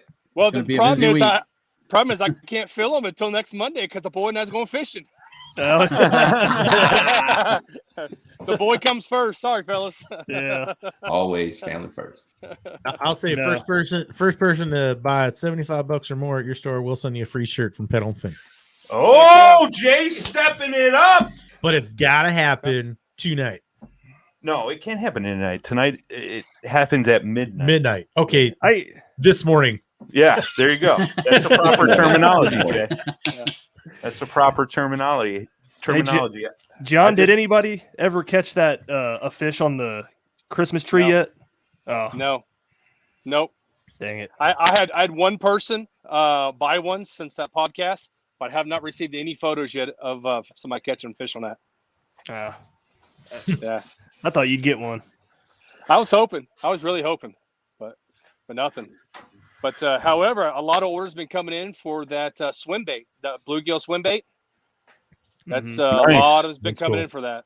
So Yeah, I saw that down at Dale Hollow. You were showing me that, and that thing looks sexy. Yeah. I'm just saying. Yep. Just saying. And it swims about 16 inches, 12 to 16 inches under the water, and it just moves beautifully. Just real quick, man, going off of what Drew was talking about, the Save JT tournament is at 278 entrants already. Come on. Yeah. That's pretty awesome, man. That's pretty awesome. Well, brother, we won't keep you, man. We'll let you get rigged up. Sorry, we're running a little behind, but I dropped those links down in the code. We'll put that in the show notes as well. The Save 153 Bait or the 153 Bait Company website address is linked up in all the show notes, and so any podcast you can go find the 153, and then use promo code 600 for the next week. And that'll get you 25% off. That's right. They're getting the same discount the pro staff team gets, so they're going to be mad at me. But there you I'll go. have to make it up. You all are pro staff now for 153 Bait. 1 week only. Your special rate. Well, you and your boy have an excellent trip, brother. We appreciate all the support, and we look forward to seeing you soon. And if there's anything you need from us, man, you know we're always here. Just give us a shout out. And then always go back and, Jon has done a couple podcasts with Brad and Josh over on the Final Cast as well, talking about more in depth about the baits, the painting, and all that good stuff, man. So go check that out if you guys haven't listened to those episodes. Absolutely. All right. Thanks, Jon. Thanks, we'll see you bud. soon, man. Thanks, John. Thanks, guys. Later. See you, Have a bud. good one. All right. Our next guest I'm super excited about. She has been waiting anxiously. But first, you guys ready for this? You guys ready for this? Oh, my God. Hold on, my decoy's on timer. There we go. Welcome to the duck blind, boys. Oh my God. That's awesome. I've always wanted to duck hunt, man. That's why we have a Brad. He's the better one. Oh, jeez. All right. You guys ready for this? I know my wife was watching earlier. Hope she's not watching anymore because I got a crush on this woman right here. I'm just saying. This is my new crush. Mrs. Katherine Field in the house. What's up, Kate? Hey guys. What up? Oh, if I go missing, it's Brian's wife. I'm real sorry. Oh man, You're good. You're good. That is Oh funny. my God. You're good. I love the duck house though. That was epic. I saw him down there in the welcome. wings. I saw him down there in the wings. He had the face mask on, the Mojo decoy going in the background. had to bring him on. Yep, Dude, that's for awesome. sure. That's For awesome. sure. So, where in the world is Katherine Field now? I'm in Addison, Vermont, on one side of Lake Champlain. Yeah, so I'm gonna start pre-fishing to hopefully get ahead of Drew Gregory. There you go. I was going to bring that up. I saw in the chat when I Drew may have said, smack talked a little bit. Yeah. Drew said, "What place do you guys think I'll be in?" And Katherine commented, "One spot behind me." Oh yeah. I know. I that's just pure smack talk, though. I've never been to Vermont I was New York City once, but that doesn't count. New York and Vermont are beautiful, and I'm excited to get out on Lake Champlain. And this thing's massive. Yeah. I don't even. It's a little hard to wrap your head around. I sort of think of it as a mix of like this beautiful northern freshwater with the size of Kentucky Lake, and so far the cell service at Kentucky Lake it's pretty bad. But yeah, so I'm looking forward to it. I found a bait shop that had some pretty unique baits that I never. Okay, if you know anything about me, I buy baits because they're pretty. Probably not. Me too. Also, I'm pretty sure we do too. Oh so yeah. this You're is not like the only one. This is my new thing now that I got are like these plastics with like rabbit fur on them. What? So I know. I'm calling them their Bob Ross special because they look like a paint kit. There you go. Oh, yeah. I've actually Happy seen little some bits. Ned sticks like that have the hair on Yeah. top. Yeah, so this has This looks pretty cool. it too. Yeah, this had these Ned sticks on it. But I don't know. I got them. I thought, how cool would it be? Like if I did really good, somebody asked me, I'd be like, Bob Ross, I got this. You know. That's awesome. She's gonna be like, Happy little tree right here. happy, Yeah, happy the tree. happy little tree. Yeah, the little sky. We just go with That's it, you know. Yeah, For so sure. yeah. So Oh. I always find like local stuff. It's a lot of fun to do something like that. I guess they're made on St. Lawrence or something like that. But anyways, so that's what's going on. Hey Jesse. We got a lot of Katherine Field fans up in the house. Yeah, look at tonight. this. Shout Oh, yeah. out to them. Sure. Like Drew Katherine ought to has be their own, jealous. We got a lot of them right here on the Entourage. show too, right here. Right, right. I mean, it just wasn't not that long ago. You were down here fishing some coastal inshore waters with me at one time. Yes. And then now you're way up in Vermont. It's like, oh wow, girl, I know. It's like you're always on the grind, covering ground, covering miles, steady driving, windshield time. Do you know any kayak angler that has a bigger groupie following than Kate? No one. Everybody. I think I'd have to agree with that. I do. I think so too. I know personally. Just I watch where you go on your Instagram because I think it's cool. Stalker. Like, who are we going to see? It's just like she's in a different spot every day, and I'm like, who are we going to see with her with next? That's what I look forward to. Yeah. It's like, just make sure the Vermont police know. I don't think it's my wife. I don't think it's my wife you got to worry about. It's probably Brad. He's gonna leave them cake balls. Yeah, he's gonna slide up in them DMs on no, man. IG. The list of suspects keeps growing. Dang. Oh my gosh. Yeah, man. I bought I traded in my Ford Edge for a 1-year-old used truck, and I put 12,000 miles on that puppy in the last month and a half. So wow, that's awesome. Yeah, I'm like, what? Keep it. I'm about to get another truck soon. Yeah, I'm having a lot of fun. I was just in Ohio, and before that, Kansas, and man, Kansas is amazing, guys.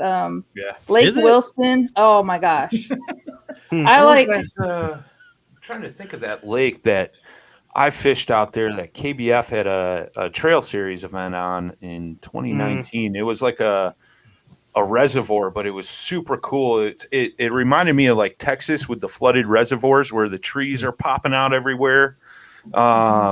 Like down south, and that's how this lake was. It was just like flooded timber everywhere. Yeah, and that's my jam right there. Man, it was amazing. They had some of that in this lake, but it was a lot of like limestone bluffs.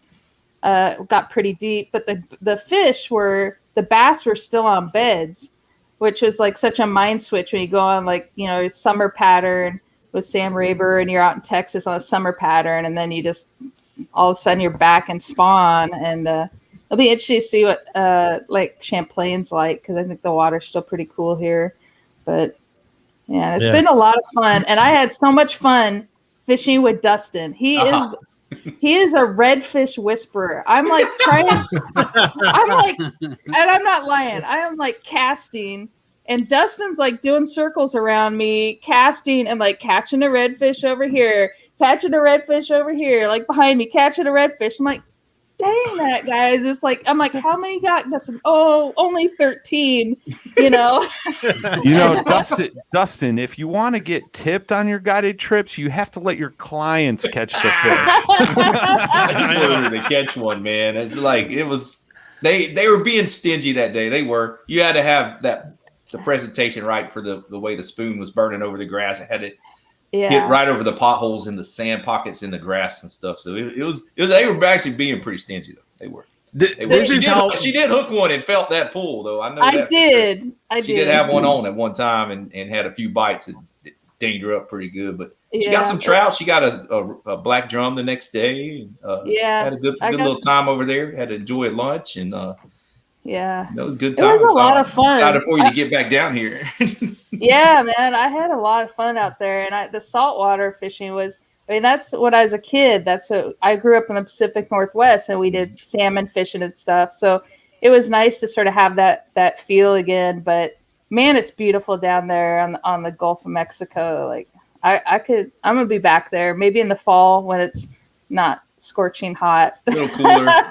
The redfish will be grouped up more in the backwaters and stuff. But yeah, where we were at is just beautiful. I mean, it's just pristine grass flats, clear water. Deal with a little wind here and there, but it didn't really get too rough. I mean, I think I was just buzzing around with the motor, and then I was like, oh man, I'm gonna have to. She just doing in circles catching fish. It was awesome though. It was a good time. So, and I've fished with Armando too, man. We fished last summer. Yep. I learned so much fishing with Katherine. I learned so much that the sinker with the wacky rig, weightless wacky rig, man. I started throwing that after I fished with you, and it's it's almost like cheating. You pretty much guaranteed you're gonna catch. I took my wife fishing the other day with me, and her first bass was just the same Was technique. I'm like, yes, the same technique you showed me, and it was just drop. I drop it, throw it, just let it drop. Don't touch it. As soon as it dropped, boom, she felt that, and she was she's hooked on it now. Yeah, So, that's a lot of fun. We fished at Lake Athens in Texas, and man, I love that place. Yep. That's the first time I ever ran into schooling bass, and that is so much fun. And Cher was killing it that day. Oh, Cher is so good though. She kills it every time. Like I just honestly, when I go fish with her, I just like to follow along and watch her just pull in giants, so I could just like cheer her on. Man, she catches the biggest bass, so she's really good. She is. I've told her like, Cher, why are you not on a tournament? Like, if she was being on a tournament, she would get everybody a run for her money. Cher, you listening? She's really good. She's really good. She's really good, and she's done. And she did Broken Bow, and she's done Lake Fork. So, yeah, I think that there's a lot of awesome women anglers, like you see Jessie Becklenberg commenting in here, and Kath Polly. There's a lot of women that are doing tournaments, and I just want to give a shout out to them because, you know, they don't get a lot of FaceTime or anything, and they're out there grinding in tournaments, and I think, you know, eventually over time you're going to see a lot more ladies up on those big paper checks. Oh yeah, getting those trophies and stuff like that. So, yeah. How's the look up there in Vermont? It's been very bad weather. Really? Like I don't know what happened when I came here. Like the squall came through and trees went flying and power lines are down, and I don't know. It's been thunderstorms and a lot of heavy rain, but hopefully that'll blow through. But this lake's so big. I mean, I just want to find a place that's protected if it gets nasty. But yeah. Gotcha. Yeah, I'm here with Judy and Jon Richardson, and I think Jon won. Did he win the KBF Trail at Candlewood? I think so. And Judy did really good too. So they both cashed checks, and so we're hoping Trisha Angelini's fishing in this one. So there's a few of us ladies out there gunning for it. So we'll see how we do. We're gunning for you, Kate. You're due for a big old check. We're show due them to little see you with boys this. what's up. Show them what's up. You got it. You got this. Look, I got a couple goals. It's coming. For this. It's coming. Yeah, you do big time. Tell them. I have some goals though for this one. Is I really like. I need one more. I want to try and get another top 20 finish for the Hobie before the end of the year, so maybe I can get in the TOC. But my goal is be ahead of Drew Gregory, so I can back up my smack talk, and be one also ahead of Mike Iaconelli. So last year on day 2, I managed to outfish him by one spot. So I want to make that my goal this year, that all my tournaments, if he's in, that I could at least, if I don't cash a check or something, I'm at least one ahead of Mike Iaconelli. Don't kill me, Mike. Yeah. I know. You know what you should do? Yeah. Just pull it behind him and then catch a fish from under his boat. Yeah, I can. If you message me, I will deja vu for him. I will teach you the tricks on how to do that. Oh.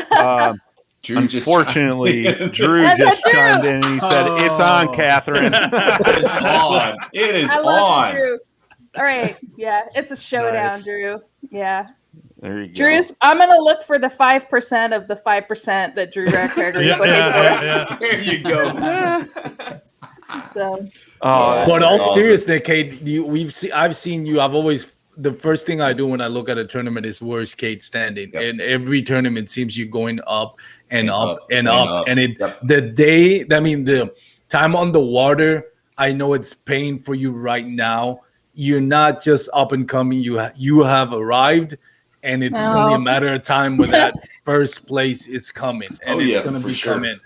Yes, we see it. We see it every time we look at that tournament. She's creeping up that leaderboard. Every tournament, she gets closer. The internet is gonna congratulations explode for what you're doing. when she wins. Oh yeah. Oh yeah, it's gonna there's gonna be a blackout and like We're gonna be go down. we're gonna be throwing down on whose podcast you're gonna be on Yep. first. Exactly. Better be paddling Finn. Better not be Dark Waters. Yeah, Josh. Screw that guy. Take that, Josh. Good God. I don't know. He does drink good beer, so I don't again. But, What? Beer. Wait a minute, Beer. what's the I'll name of send my you a podcast? bottle of Gabe? whiskey. What's the name of I my know. podcast? Drew? I know, Armando. I know. I just joke with you.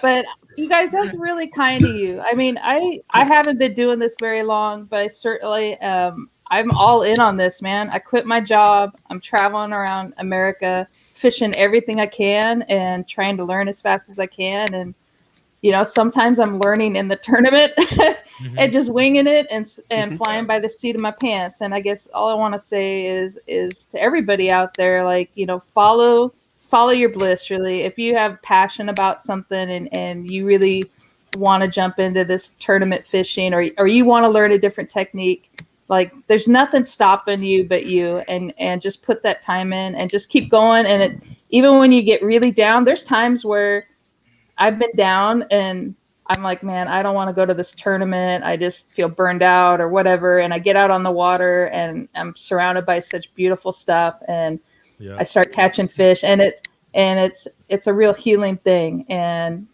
I truly believe that you can really follow your dreams. It's a lot of hard work, but it doesn't mean you're going to be super successful. I am I don't know. I'm not very successful. I cashed one check this year, and actually the Mike Iaconelli half a spot. I'm doing like this online tournament with half a spot with him. So that's like my secret plan, is to go up against Mike Iaconelli head to head. So I'm trying to get up in this tournament to do that on Lake Gunnersville. So hopefully I'll qualify for that. But can't ditch me, Mike. I'm coming. But yeah, man, you gotta, sometimes I found when I was like at work, all I could think about was what I wanted to do tournament fishing and trying to learn everything that I could on my lunch breaks and things like that, and fishing before and after work and all that. And it's just time on the water. And if you just don't get down on yourself, like believe in yourself, and everybody. It's something I said in that the Bass Fishing for Noobs podcast about starting out, is it's like, don't compare yourself to Drew Gregory, for example. Like, I can't compare myself to where Drew Gregory is right now. You're on a trajectory, and you should compare yourself really to yourself, where you were 6 months ago or where you were a year ago, to really see your progress. And that's compare yourself to yourself to really be able to see your growth and be positive about that. And don't be discouraged about that. So, if you guys are thinking about doing the Hobie BOS on Lake Champlain, man, please go sign up and come out and do this. There's an amazing fishery here. It's massive. There's smallmouth, there's largemouth. I'm excited to try my Bob Ross little things here. And I got some other things that I want to try. I've got like some fighter flies that I want to use, and I want to try and catch something on the chicken, just to say I caught something on the chicken. So I always have like some techniques I want to try while I'm pre-fishing and learning stuff. And anyways, I just really appreciate you guys giving me a chance to come on and chat on your 3rd birthday and your big bash. I'm really honored that you'd want to chat with me, and I hope, if anything, I can help inspire other people that really maybe think that they're not good enough. Like, you can be good enough. This is anybody's game out here. You don't get discouraged that there's big names and Mike Iaconelli and whatever that they're going to beat. It's anybody's game out here. It's just, figuring out that puzzle and putting it to work and fishing good. And anybody can do that. So real quick, we're going to give away 2 Paddle and Fin t-shirts. Katherine has been on more than one segment on Paddle and Fin. If you guys can name one of the segments she has been on, then you will get a t-shirt. So, and she already gave you the hint earlier. You mentioned one earlier. Yeah, she already mentioned one, so you better have been paying attention. Dustin Call. Dustin Call just got one. And Regina Jones, my girl. There you go. Regina Jones. There you go. Yep. Oh, you guys are very kind. So real quick, before we let you go, I listened to the Bass Fishing for Noobs show that you did, and I had sent you a message, and I thought it was pretty powerful.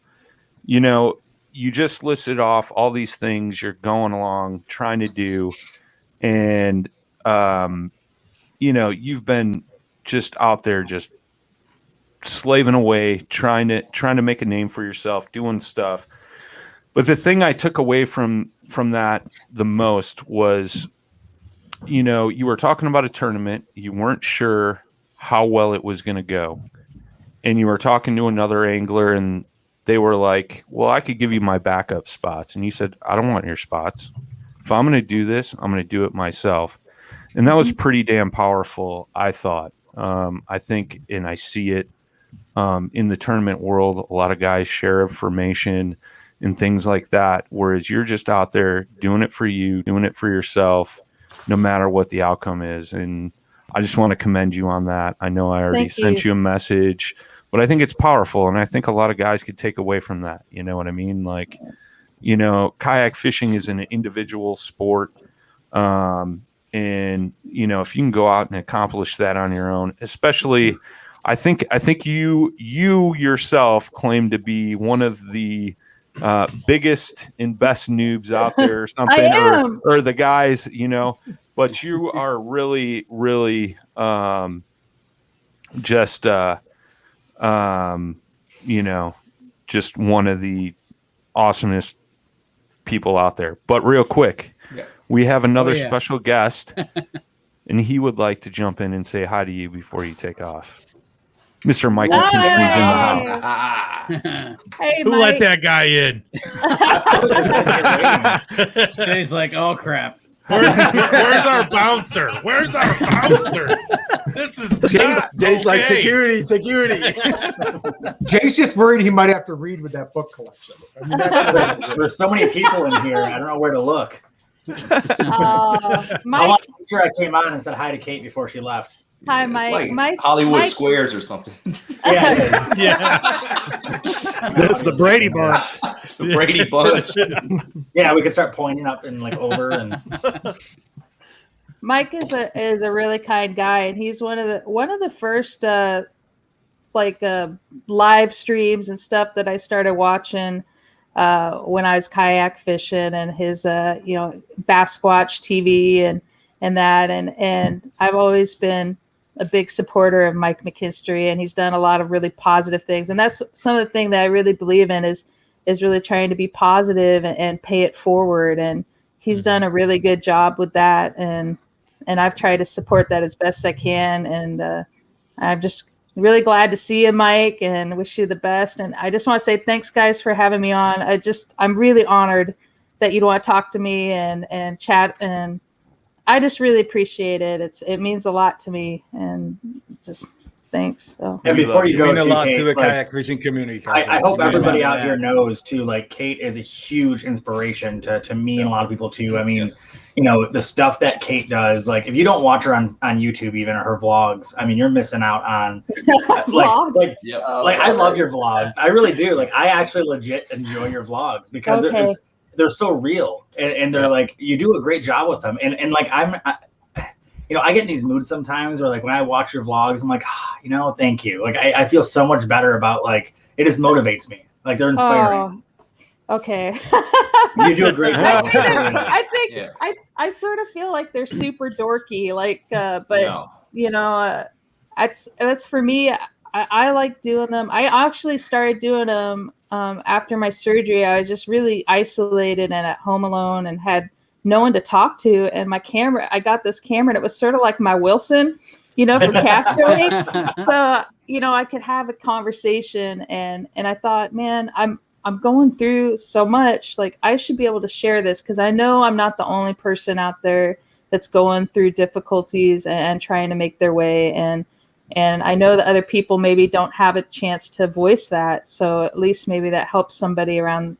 And so as I just kept doing it, and a lot of it's sort of just dorky stuff, but but it's real. And I've been trying to just share not just stuff I do, like not just me. I want it to use it to elevate and highlight other people's lives and the good stuff that they're doing.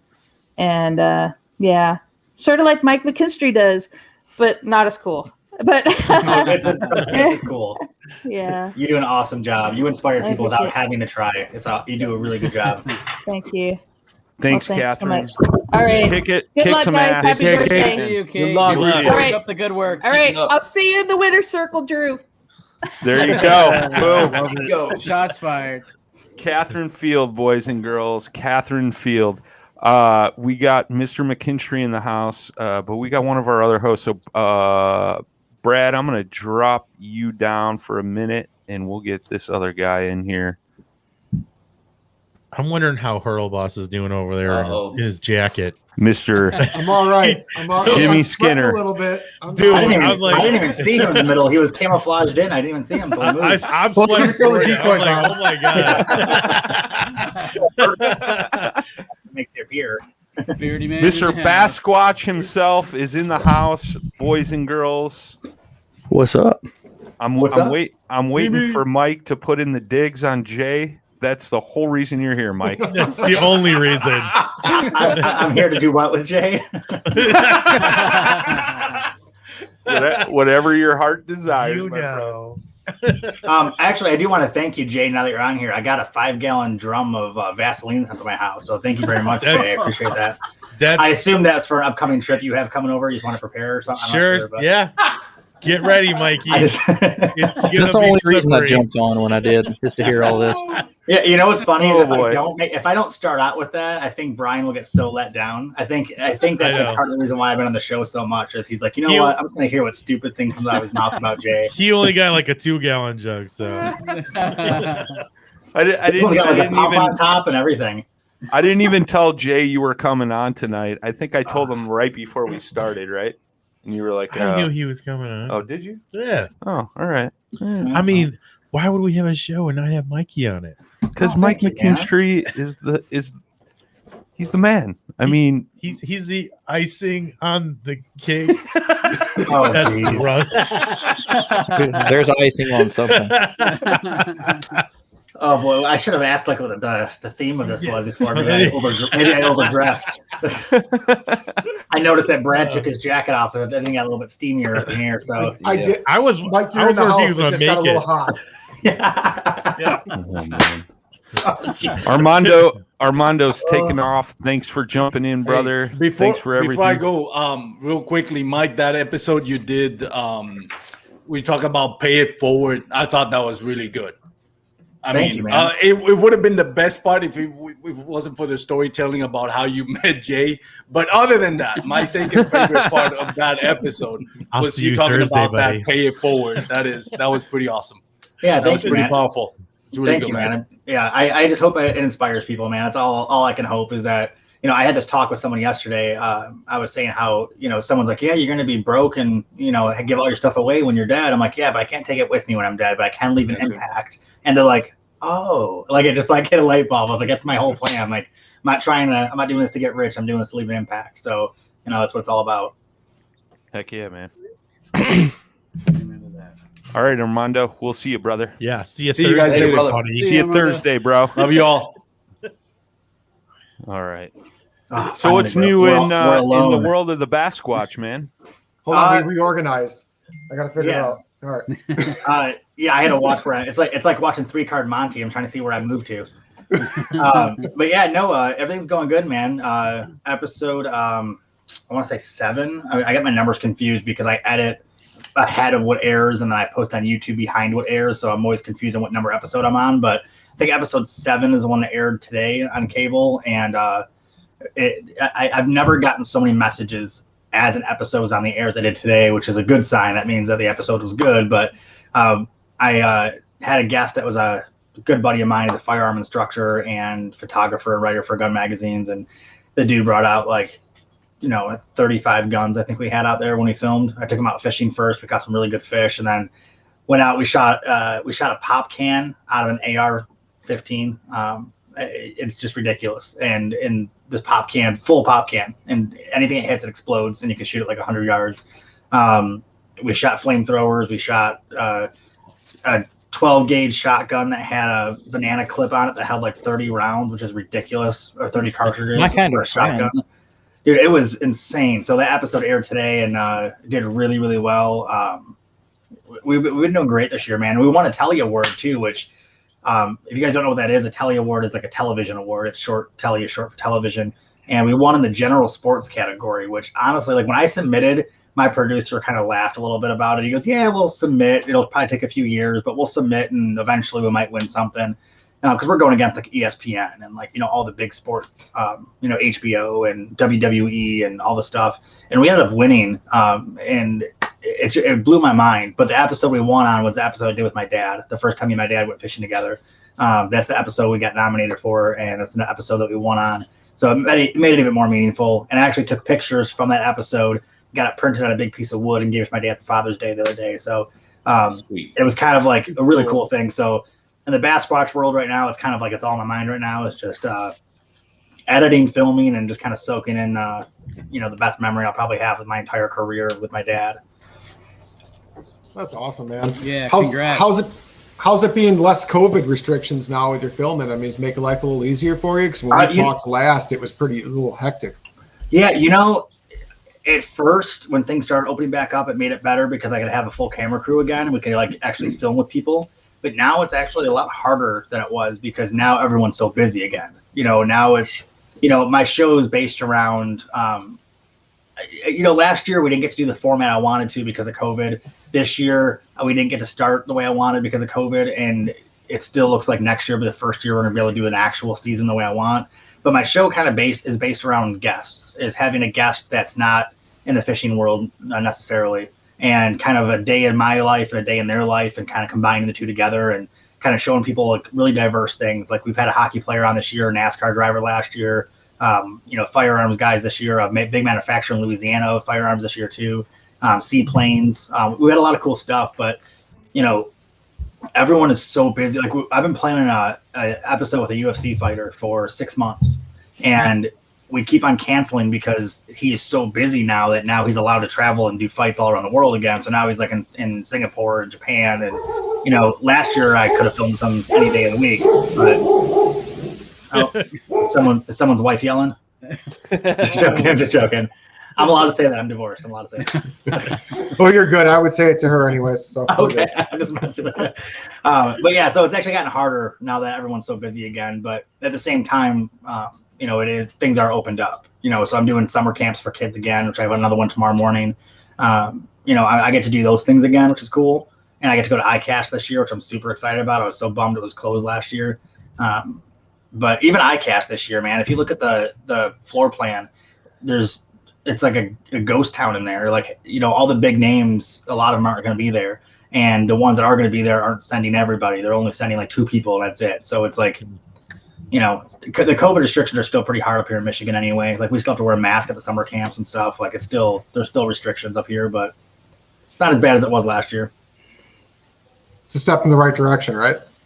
Yeah, it's slowly getting easier. It just, the way I look at things, though, it's always just a new challenge. No matter what it is, whether it's COVID or budgets or schedules, it's always just a new challenge, something new, nothing really different.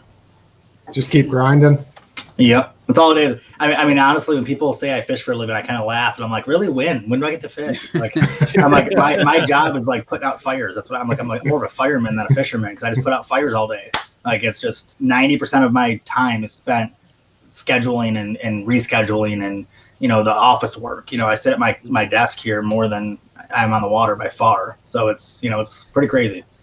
I think a lot of people don't know how much is behind the scenes to it, really. I mean, even for like the podcast here, the setting up of guests, the scheduling, the canceling, the rescheduling, the holy cow, now my guest just canceled last minute to like the immediate. I mean, it's a lot more work than the 30 minutes to an hour that the public actually sees. Yeah. And as I was saying to people too, in any industry, people see the payoff. Like people see like the end result all the time.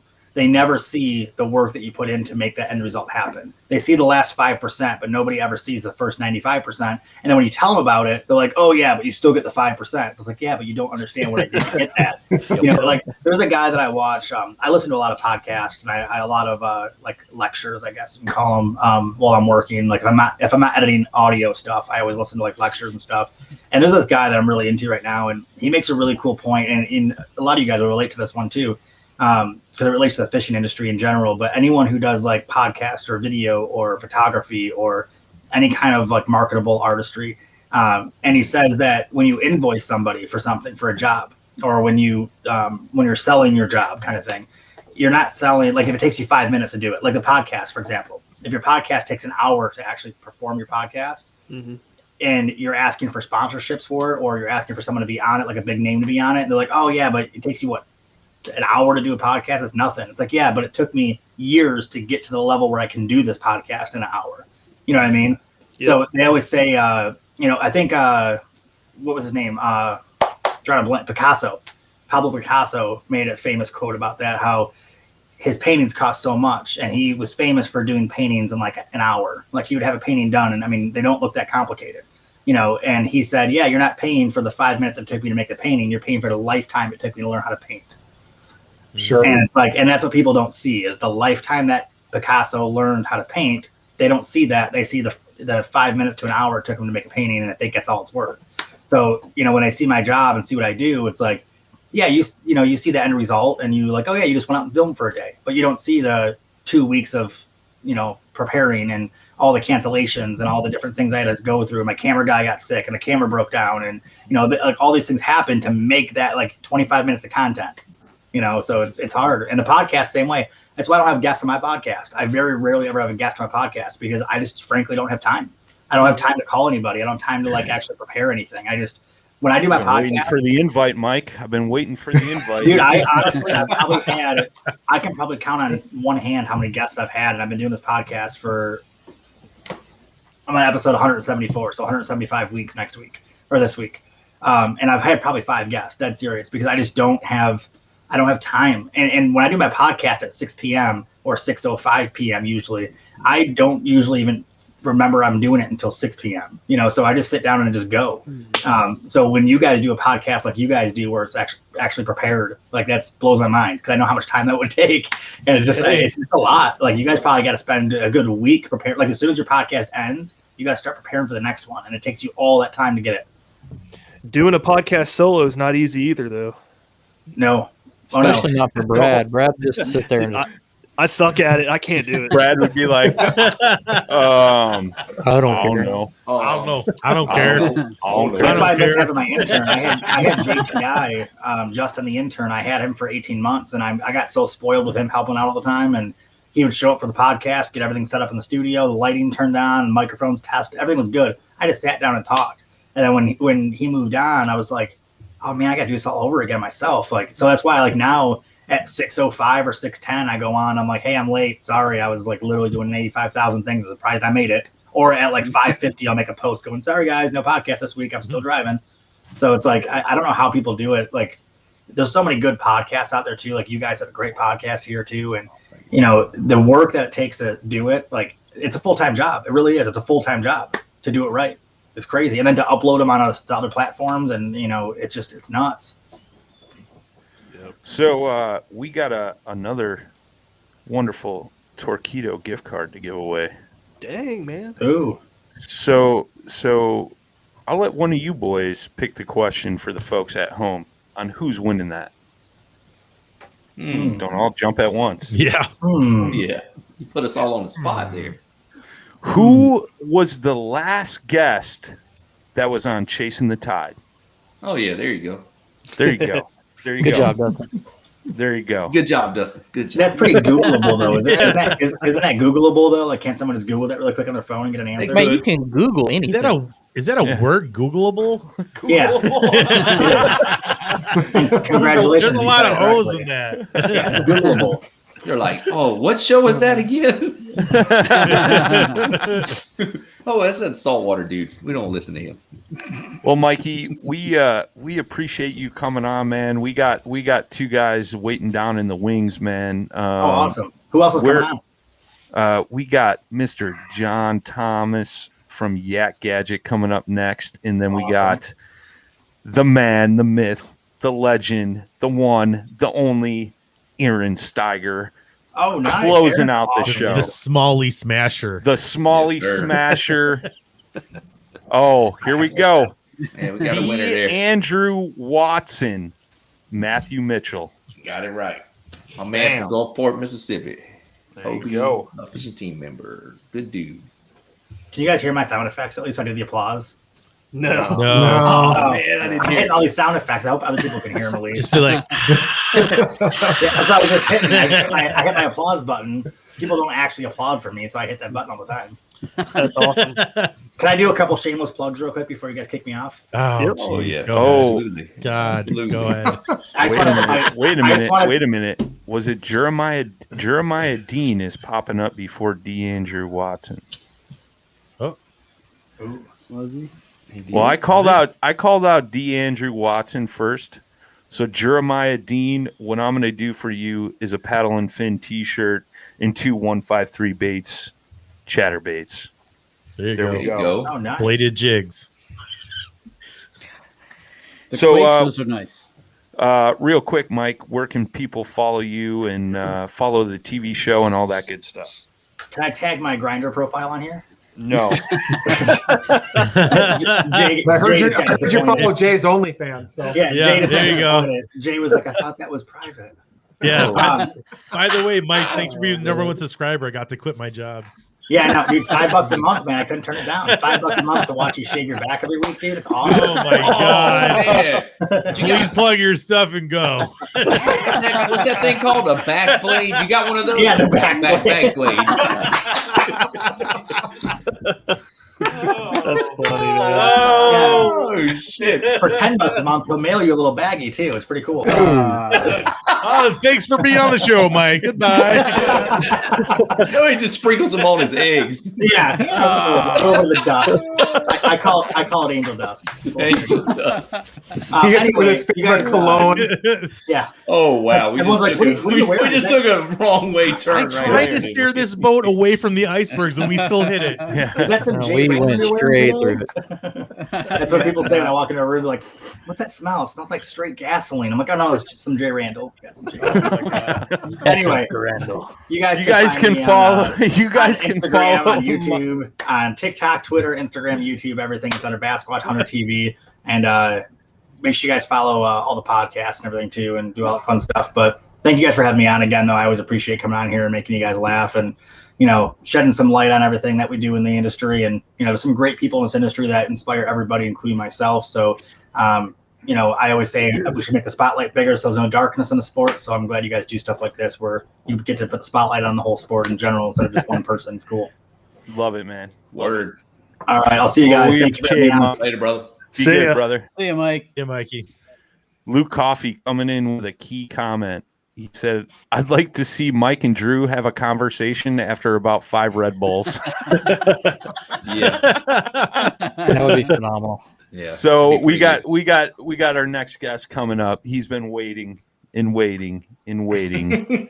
This man's a genius. We're taking away from his genius time, making some of the fine products that are on everyone's kayaks. Yes, sir. Yep. Mr. Jon Thomas, Yak Gadget in the house. What's up, What's my man? up? What's up, bud? Nope. How you been, brother? I know you guys were swamped. You guys hired some new people. You caught up. You're making some new products. You're releasing new products nonstop. Yes, What's sir. What's the state of Yak Gadget, my friend? Man, I tell you what, this year has been something else for us. From February on to maybe last week, we were hundreds of orders behind. And yeah, I've added some staff. I hired a few guys who have been awesome. I hired some builders, and they've really helped us tremendously. And now we've pretty much been caught up, but we just keep on getting a bunch of orders. So we're truly grateful for that. We're thankful every day that we're busy. We've got some manufacturer orders. You know, we have our relationship with Jackson Kayak. We have a relationship with Hoodoo Kayak. We have a relationship with Bixby and some others. So we've been fulfilling those as well. And so it's been great. And we're working on new products. So, you know, we just released our Flex Rod, those stagers that everyone's been waiting for. We got those out. And Dude, that's the best product. Like, you make tons of good stuff. I used to tell everybody your crate was probably like, that's your staple. I would almost put that rod holder over that. I like the rod holders so much. Like, I love your crate. It does nothing wrong at all. Those rod holders are just well, you know, originally we had worked with Greg Massa. He had worked on his own version of a rod holder, and I had worked with him, and then kind of took it and then kind of built onto it and did multiple versions of it.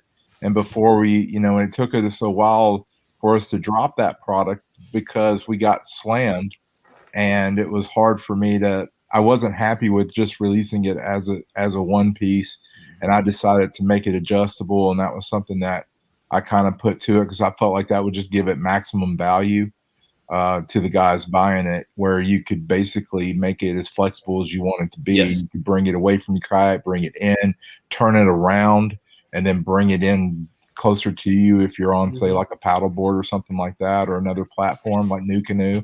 So that was part of that, you know, waiting for the right time to release that product. But we've got some new stuff coming out. I just made something today. Actually, Ryan Milford had stopped by to pick up his Flex Rod stagers, and he saw me take something from a drawing, cut it, and actually build it. And he was like, dude, I'm gonna get in so much trouble with my wife, but I want to stay and see this. I was like, you know, you're in the lab with. Wouldn't be the first time he got in trouble with his wife. So yeah. Man, I know how call my that wife, is. tell her I'm okay. Yeah, no doubt. I know how that is. My wife is very long suffering. Yeah. She just now rolls her eyes. She goes, "You let me guess you're at the shop." I'm like, "Yep, I'm pretty predictable." But yeah, man. So we've got some anchor products coming out. So with some of the things going on in the industry right now, we just thought it was a good time to release a couple of anchor type products beyond our pole anchor. Mm-hmm. So we're going to have an all-in-one infusing our smart cleat. We're going to have a product where basically it's an all-in-one piece that you install in the rear of your kayak, and you can bring a mushroom anchor up or down, or ball anchor up or down, and it's all infused, so you don't have to buy an extra cleat or anything like that. And we've got a line management system that I just developed today that I think you guys are going to like. Nice. I'll definitely need one of them. Looking forward to it. Man, you don't make anything that we don't like. I'm with Milford. Exactly. When I come down there to hang, I'm coming down there Saturday, and I was telling a guy earlier about, like, I've got to do this at that time and this at that time, and then I'm leaving the rest of the day open because I know if I get down to the shop, we'll get to working on stuff, and then I just won't go home. Get lost in the rabbit hole. Yeah, you know, and that's been a cool thing too about the new shop. And Jimmy, you saw it before we totally moved in it. Now we've really built it up where when you walk in, we actually have kind of it's not really a showroom, but it's like we kind of have a bunch of kayaks in there now that we develop on. We kind of have our own area. One of the big pieces of this new shop that we've moved into, and we moved in shortly after we did the protein meetup back in March. We, like 2 weeks later, we found this space. It came available. It's 5 miles from my house, so I jumped on it. And now we have enough space in there to actually have a film studio, a backdrop where we can have kayaks. One of the big emphasis that I want to do in this late summer and fall is create a lot of product videos, walkthroughs about our crates, how they fit on certain boats, our track mounted accessories, how to rig up, take a plain kayak and, you know, put a few things on it, how to really rig it up and turn it into a fishing machine. We're really going to beef up our YouTube channel. That's been a huge, you know, thing on my list to do. And so now we have a space where we can do that. So I'm excited about our space. I'm excited about our people. I'm excited about our products, and we're just going to try to just keep bringing, just really good value to the market. Our paddle holder, that's something else that we released. Is kind of like a Rotogrip style paddle holder, but we're going to release 3 more sizes of that same paddle holder, like a tall one that offsets from the kayak. Then we've got a double holder that's infused in one piece. I know Yak Attack recently put out a piece that looked kind of like our Sidetracks fused. No slim on Yak Attack. I mean, they're the leader in the industry, no doubt. But we took 2 Sidetracks, put them together, and we were going to release that plate. And then we saw them come out with that, and then we're like, okay, how can I step the game up? So now we're going to create one that's like that, except we're including our paddle holders with it, and it's going to be It's going to be $21.99. Can't beat that. So, there's it's like one thing we're like, okay, I'm kind of glad we waited before we dropped that plate, because we had a lot of people ask us for like a double plate, because some kayaks, the tracks are too far apart for you to keep your paddle, with the side tracks. It's kind of like they're just too far apart, like the Shearwater or a couple kayaks like that. So I was like, cool, we'll just create a cool double plate and be able to put that on there. And then when I saw that drop, I was like, all right, how can we up the game? Well, let's just include paddle holders with it. And so that's one product that we're going to probably release in the next 2 days. Sweet. That's awesome. Smart. Y'all don't Super understand cool, how this man's brain works. You can be walking around the shop just talking, and then he'll be like mid-sentence. He'll stop, his face goes blank, his eyes will get wide, and then he goes to the computer. it's great. It's like boom, lightning strike. Let me go type it up. Yeah, I think that's the thing, and what Jimmy just said, it's like, I think that's the thing I'm really excited about, because for months we were mired down and trying to get all these orders caught up, and I just couldn't really create. And I think I do my best work when I'm able to kind of be away from production a little bit and be able just to develop and design, and having that team there now. They're just such good guys. I'm so grateful for them. Big shout outs to Colton and Justin and Will. They've just been awesome team members. I mean, they don't work for me, they work with me, and they're just huge components of the team. My business partner Charles has been awesome too, and heck, even my mom comes in there to help pack boxes and stuff. That's awesome. Sweet. She lives right down the road. Really across the street from the warehouse. So she comes in there just to, she's getting tired of retirement. I said, hey, come on in. So it's a super cool, man. Yeah, it's a cool vibe. It's laid back, but at the same time, we're trying to just get out, new products, as many as we can, and just, like I said, offer good prices and good parts. But we've really seen like a big boost, I think, since we've started sponsoring the Paddle and Fin Network. We're so happy about our affiliation with you guys. You guys have been awesome to us.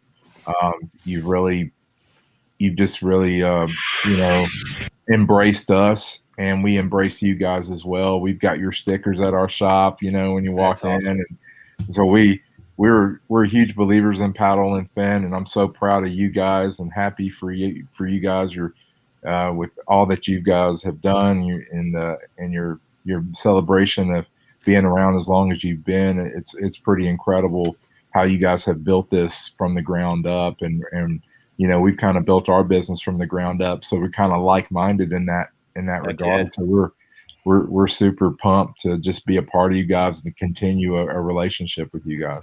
Heck yeah, man. Thanks, we man. appreciate it. Yeah. Well, we're going to give away another Paddle and Fin shirt. If you can drop in the comments what was the first segment Yak Gadget and John Thomas was on. This should be an easy one. I'm over here second guessing that. Was it really on that one, or was it the other one? It was one of the hosts is in here. But John, we appreciate, man. I know you're doing a family thing tonight. We don't want to take up any more of your time. No, I'm man. done. I did trivia night on Monday nights. We go out to a Mexican restaurant, play trivia, and nice. So I appreciate you moving the schedule to do that. It's something that I work so much. That's one of the things I just don't want to miss, and I get to eat some good food and miss a lot of obvious questions. So it's a lot of fun. Heck yeah, man. Heck yeah. Well, we appreciate you, man. Keep just crushing it, man. We're all just it's impressive. Yeah, we're definitely always all impressive. It blown really away is. by Yeah. all the Appreciate new it, things man. I do, coming out and and all that good stuff, man. We're all invested in Yak Gadget for sure. Yes, we are. You should see our group chat. Yeah. Only talking about new products. Well, Yeah. guys, I just want to say that just means the world to me. That means that we're doing the right things. For all you guys to believe in what we're doing, that means that we're going in the right direction. And I was talking to Charles, my business partner, today about kind of where we've gone and where we've been and where we're wanting to go.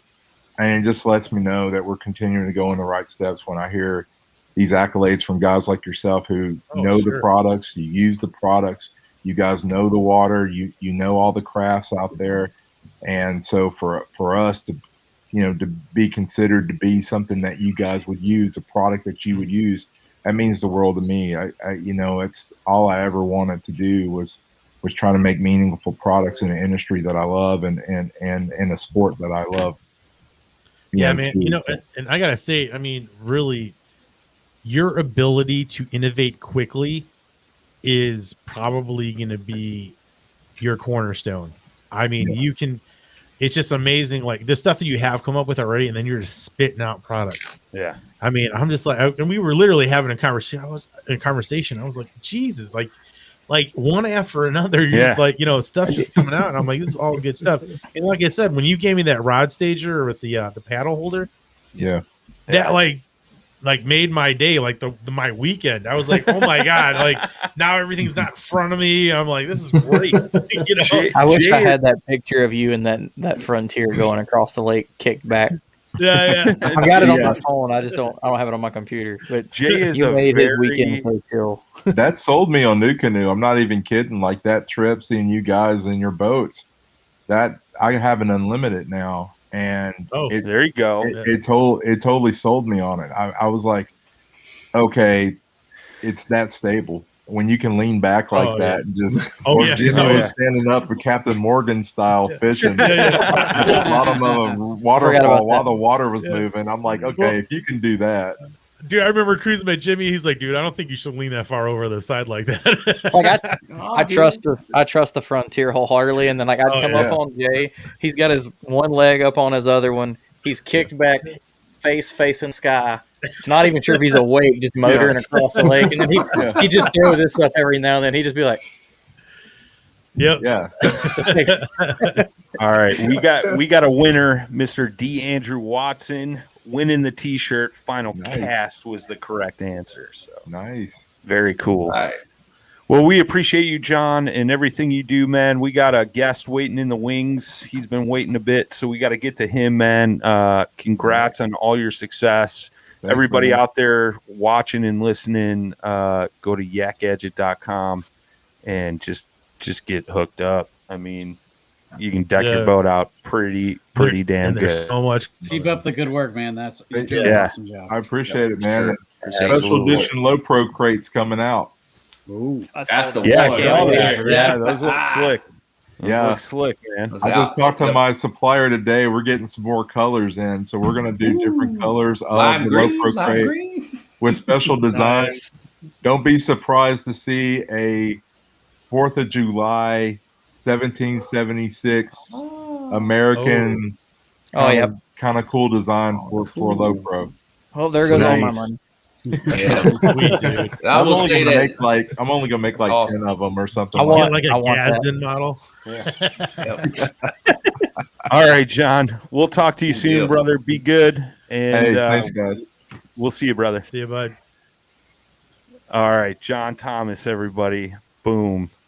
I'm gonna drop down Brad, and Sean, hang tight because we got 2 of our other hosts in, and then we got our final guest. So let me do this real quick. Boom, boom, boom. There's a lot of booms going on. Hey, there he is. DP. I don't know if we got Chris, but our final guest of the hour, Mr. Aaron Stiger in the house. Stiger. Guys, what's going on? What is up? What's up? How are my people doing? We good. Doing good, man. How about you? Good. Oh, I'm good. I broke good. Thanks for having me on. You broke the computer. You probably did. I got excited. Pretty good. Can you hear us, Mr. Stiger? Oh, I can hear you guys. Yeah, right, it's kind of choppy on Brian's end. That's probably because this isn't working no more. No, I got you guys. Mr. I got you Mr. now. Per usual. Yeah. Oh, we just dropped out. They're gonna reboot. and Dustin, come back what's in. up, dude? How Not you a guys- lot, man. Just a little fishing here and there, and family time and stuff. My wife they're about to head up to Pittsburgh tomorrow, so I'll get some water time this week. Looks like. What are you going to hang Pittsburgh out for? My wife and her dad and my daughter are going to see some family. Yeah, Oh, 'cause nice. They're Are all you- from up there still. So Are you flying up or what? I'm not going. I'm staying you're not out. going. I have to You're work staying. a couple nights, and then there's a tournament this weekend. I'm gonna fish. Yeah, real thing. Right on. They already had it planned pre-COVID, and then COVID happened and it kind of threw them off. So then they had to reschedule, and then this was just the time frame they got to go. So it's working out for them to go at least. So they get to go up and see her. Ryan Family stuff's Milford. a good things, yes, sir. Ryan Milford's asking if anyone needs to pee since Aaron Stiger's on the podcast. that is the most epic paddle and fin story ever. Yes, it is. I didn't realize the that best Aaron one was ever. the guest. I didn't know what was going on during that time. It was just literally like, and then nothing happened. Like you didn't say anything. I'm like, all right, I guess we're just taking an intermission. I don't know how this goes. And That's right. Weirdest podcast I've ever done. Yeah, You recorded the show. It's not live. You could let's pause the show for a minute or so. Right. That's what I thought. but I Milford wasn't is gonna say definitely anything. top notch in the professionalism side. Let's be real. He even really, if he really said, knows "Let's how to. pause," Brian would have put that Yeah. in there anyway. Yeah. I have it somewhere on an external hard drive, and I always mean to find it because I just remember Milford sending me a message, and he was like, "So you're gonna have to edit this part out." I had to pee, and I was like, "What?"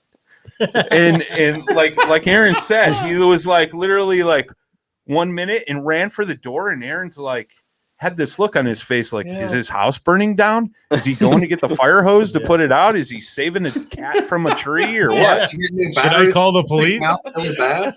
Yeah. We didn't know what was going on at that point. We regrouped and we had a good talk about jerkbaits after that, so it was good. It was. Yeah, it was. I'm so happy that Milford came such a long way. He got out of the little closet that he was recording in. He's got two non-working Billy Bass. Right? Oh, yeah. Or- He's under the stairs like Harry Potter or something. We used to give him, because he had cardboard for a backdrop. We used to give him shit about it. Hot water heater right here. Yeah. It was good. We had a really good talk. I will say that. So the content was there. No, noob Sure was. man. Definitely. So what's new, man? You've been dabbling with some new kayaks, getting out fishing man. with the boys. You fished do a all tournament kinds of too, I stuff. think, right? Yeah, I've been. There's a local club here, the Central Ohio Kayak Fishing League.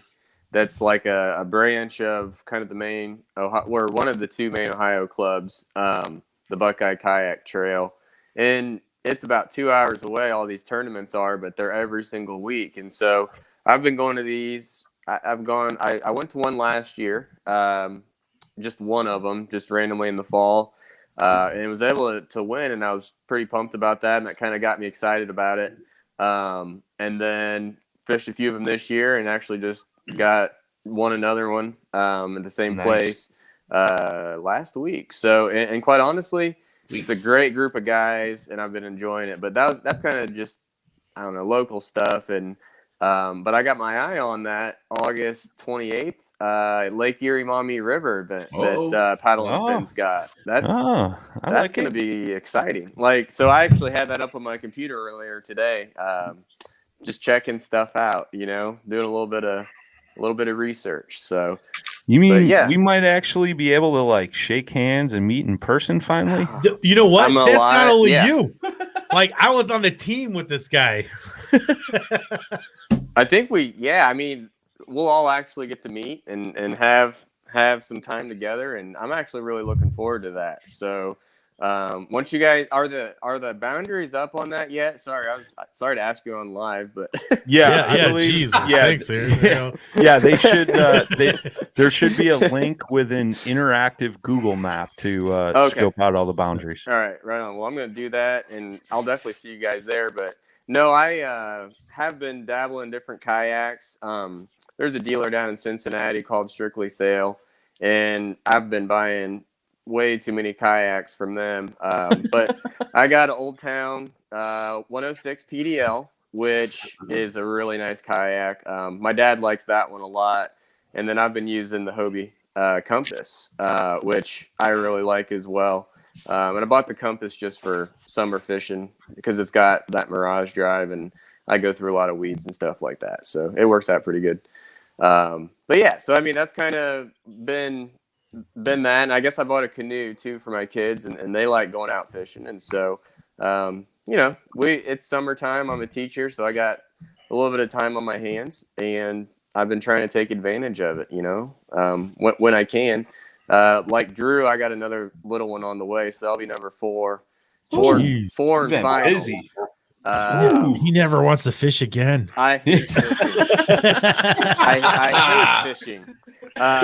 No, so that'll be the last one though. But we got a 4-year-old, 3-year-old, 2-year-old. Then we'll have one in November, and that'll be it. So we'll be done after that. And but at the same time, I get out when I can, and I think that's why these Central Ohio events are only Wednesday nights from like 5 to 9:30. So it actually works out really well with my schedule. My wife lets me get out and all that. So just for an evening. Cool. So it works out pretty good. But congrats, man. Congrats on the new one, man. Yeah, I'm sitting here watching tonight, all the different guests and all the different hosts, and I'm like, man, oh man, we have a lot of guys from Ohio. So hopefully we can get a lot of these Ohio guys, whether it's 153 Bates, or whether it's Brad or Josh, or whether it's Drew, or just any of these Ohio guys. Hopefully we can all get over that August 28th event. I tell you what, man, shout out to Michael Grimsley. He has an army of Ohio guys that have been hitting all the events, and they have been crushing it, man. I know I saw over the weekend we had the Madison chain event, and Grimsley chimed in on one of the lives, and he was like, I'm so pissed I couldn't make this. Yeah. But yeah, man, the Ohio guys, shout out to all you guys out there in Ohio, man. They've been showing out in numbers, which is awesome. I think one of the things that is really cool about what you guys' series is it's kind of Midwest focused, but also the entry fee is not too high, but it's high enough to make the payouts really worth traveling a little bit. And that's kind of something where, I can justify rolling to Columbus once a week. It's not too big of a thing, but some of these tournaments I have trouble justifying driving too far because I kind of live in the middle of nowhere. Driving too far and basically spending as much in gas as I'd win. Sure. And so it's like, you got to try to justify it in your head a little bit instead of just going fun fishing, which nothing wrong with that. But if you like to do tournaments, I like you guys' format a lot. I just, with all the kids I have, it's hard for me to make them. But, I'm going to definitely go to that August 28th one. Yeah. So there's that. Oh, that's easy. I know. It's Aaron. No, it's cool, man. I've been, that's one thing too, man. Another guy, if you guys aren't following him, Aaron Stiger, his social media presence is always awesome. He's always posting and doing a ton of live streams from the water, which is cool and fun to watch, man. Yeah, I need to get back on the live streams. Seems like the only time I fish is like on a Wednesday night, and there's some reservoirs over by me that I might go like once every few weeks, and that's about it. So there's not really a lot to even live stream anymore. I'm getting more boring, guys. I got like a mortgage, a house, and kids. Like I'm more worried about weeds growing in my patio than I am about catching a bass. I mean, but every time I don't know what happened. Every time I see you're holding like a big old smallie. I mean, I don't even. Yeah, no, I mean, I still like to go out. We're lucky that we have some pretty good spots around here, but at the same time, I will say, the last time we talked, it was about really simplifying everything, and then I kind of thought about it a little bit more and how I wanted to approach. Just if I was going to fish some tournaments, how I was going to approach it, and I was like, man, I don't want to get myself stuck back against the wall. And I was thinking about like Midwest fishing specifically, and it's really tough. I mean, we have some of the best fishing around in certain months, but also we have some of the toughest fishing around. And when you think about like Ohio fishing specifically, you've got to make as many quality presentations as you can when you're out on the water. In a very limited amount of time, like with these tournaments only being 4 or 5 hours. And so I've actually literally started carrying 8 to 10 rods all rigged up with different things, and letting the conditions tell me what I need to be fishing that day. And so like I'll go down to these lakes and I was throwing a Carolina rig last week. I hardly ever throw that setup, but the places I found dictated it, and luckily I had one tied on. And so I've really tried to mature a lot in that regard. I think these weekly tournaments are allowing me to do that and become a better angler, because before I was just, chuck a spinner bait, chuck a buzz bait, and that's about it. And then I got a little bit into the finesse game and just started only doing that. But now I'm, throwing jigs, throwing drop shots, throwing Carolina rigs, throwing jerk baits. So I'm trying to get more well-rounded. But the thing is, I'm not necessarily going to use that to go out and go on the national scene. I just can't right now. But I think when I can someday, when I have some more time, I'll be able to approach some of these bodies of water and really break them down a lot better than I probably used to be able to. So, heck yeah, man. Yeah. Heck yeah. Yeah. And I actually also just bought a Newport motor, which is pretty sweet. How do you like that? It's good, man. Like, so I went out and I got a BioEnno battery. So it's a 50 amp hour battery. It's a 24 volt system. This Newport is, but I put a couple power pole connectors on I cut the terminals off the actual motor itself and put a power pole connector onto it and bought the BioEnno power pole connector battery. So it's slick. I just plug it in, back out. But I mean, I took it out to a lake near me called Indian Lake about a week ago, I guess, and just went all around. Probably went, 4 miles, maybe 5 miles or something. It didn't even make a dent in the battery, and it was it's pretty slick. I mean, it's essentially just like not just like a Torqeedo. There's definite differences. It's a lot quieter, I will say that. Nothing against Torqeedo. It's just quieter than a Torqeedo is, but it looks very similar to like how you would mount it. And I don't know. But the 24 volt system, I guess I just found that it's super efficient. I don't know how to say it, but I mean, I'm going 5 miles an hour for 4 miles and it just didn't do anything to the battery. So I was pretty impressed with that. I mean, the battery took like 10 minutes to charge back up from when I took it out. So that was good. Put it on the back of the Compass, and so that's the rig if I go out and do some tournaments that I'll roll with, and it's good. So I'm impressed with it. I would say if anybody's on the fence on that, $800, man, and it's like you got a nice motor. I mean, quite honestly, like, was that what drove you to that? Is that I mean, not being sponsored by like anybody like in the industry kayak wise anymore. I mean, outside of Bending Branches, but like before with Jackson, like we had some affiliation with Torquedo and stuff, and so I could get a deal on that, and it was just tough for me to justify it, to be honest with you, like that much. Sure. And so I had to look at it and say, you know, I can get into this for a lot less, and just being a consumer, that's the way I went with it. So we'll see. I mean, longevity wise, we'll see how it goes down the road, but I'd say, like, if you're wanting to get in that game, that's a decently inexpensive way to do it. I mean, relatively speaking, and it's a quality way to do it. I mean, you know, you can go and you know, Brian, I've seen your rig. I've done the same thing with a Minn Kota, and it's sweet and it works really good, you know. But if you don't have all the electrical know-how, this is also a great option too, you know. Sure. So, you know, if anything ever goes wrong, we'll see how good the support is. I know I had a Torquedo and back in the day and on my big rig, and something did go wrong with it. And they had amazing support. And so we'll see how this stacks up to that. You know what I mean? So it's hard to say, like, oh, you know, one's better than the other. I don't know. So far, the performance is the same, but who knows? Like, hopefully the support's great too. And there's all kinds of ways that people can go about getting into a motor nowadays. So it's all good. And just to go back to Yak Gadget for a second, y'all can't see it, but John got off here and posted something on the Yak Gadget Pro Team. Y'all gonna want to see this. I can't. I promise you, he got off here and posted something on that team page that he's about to drop before too long. Nice. Yeah. Cool. You're going to want this. Well, I got a feeling Mr. Hicks needs to get with Mr. Stiger and do a podcast on this Newport Vessels motor. We're already talking about it. All right. I was going to say, I've seen a ton of questions about it, you know? And then I think you need to get with Doo and talk about Torquedo.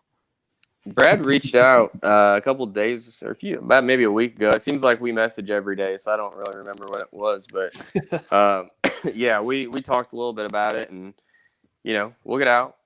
Nice. Brad, you should put you know, you got your motor on yours, and we'll see how they stack up. That'd be a little fun. There you go. We go little kayak drag racing. Well, we just still need to link up there, man. That Ohio event's actually on my radar. The one y'all are talking about. Oh yeah. Ohio. Oh really? Yep. That's lining up with my days off, and I'm seriously thinking about taking a couple days off. What is there to think of? Up there. Yeah, I'm really wanting to come up there. There's nothing. He'll get in the drag race too with that 1103. Oh yeah, that 1103 on the U pick is like a dragster. You'd be going like 6-7 miles. Yeah, it wouldn't be a race. Actually, the best thing I've seen so far is my tournament partner for Redfish for team tournaments. He rigged up a mount for the Kraken 15.5. Oh, and he's getting almost 7 miles an hour with the 403 on. Dude, the Kraken is a missile. Even I mean, it is legit, dude. It's like, I mean, it takes off and goes. And I was like, that would be sweet. That would be efficient. It's really efficient on there. Boat. I ran Michael Grimsley's 360 with. He's got foot controlled steering on his 1103, and with the battery worn out, I still got 6 miles an hour in it while it was raining and like kind of rough, and was like, dude, this is dangerous. Like, Awesome. That's pretty cool. Yeah, it's all good, guys. And I just wanted to say congrats on your 600th episode. You know, it's been awesome watching you guys grow, and you know, just getting to know you guys for the last few years. I mean, through our Jackson days, and man, it's been awesome. I mean, I think the whole top row, or three of you guys up there anyway. I mean, I've gotten to know you very well through Jackson, and you know, Brad, we know each other well just because we live close. But looking forward to getting to meet, you know, Dan and Jimmy more in the future. But I'm just really excited to be, you know, small little part of this show and relevant enough to come on tonight in some way or another to be able to share this with you guys. So, wait, we always like to have you on, but I appreciate it.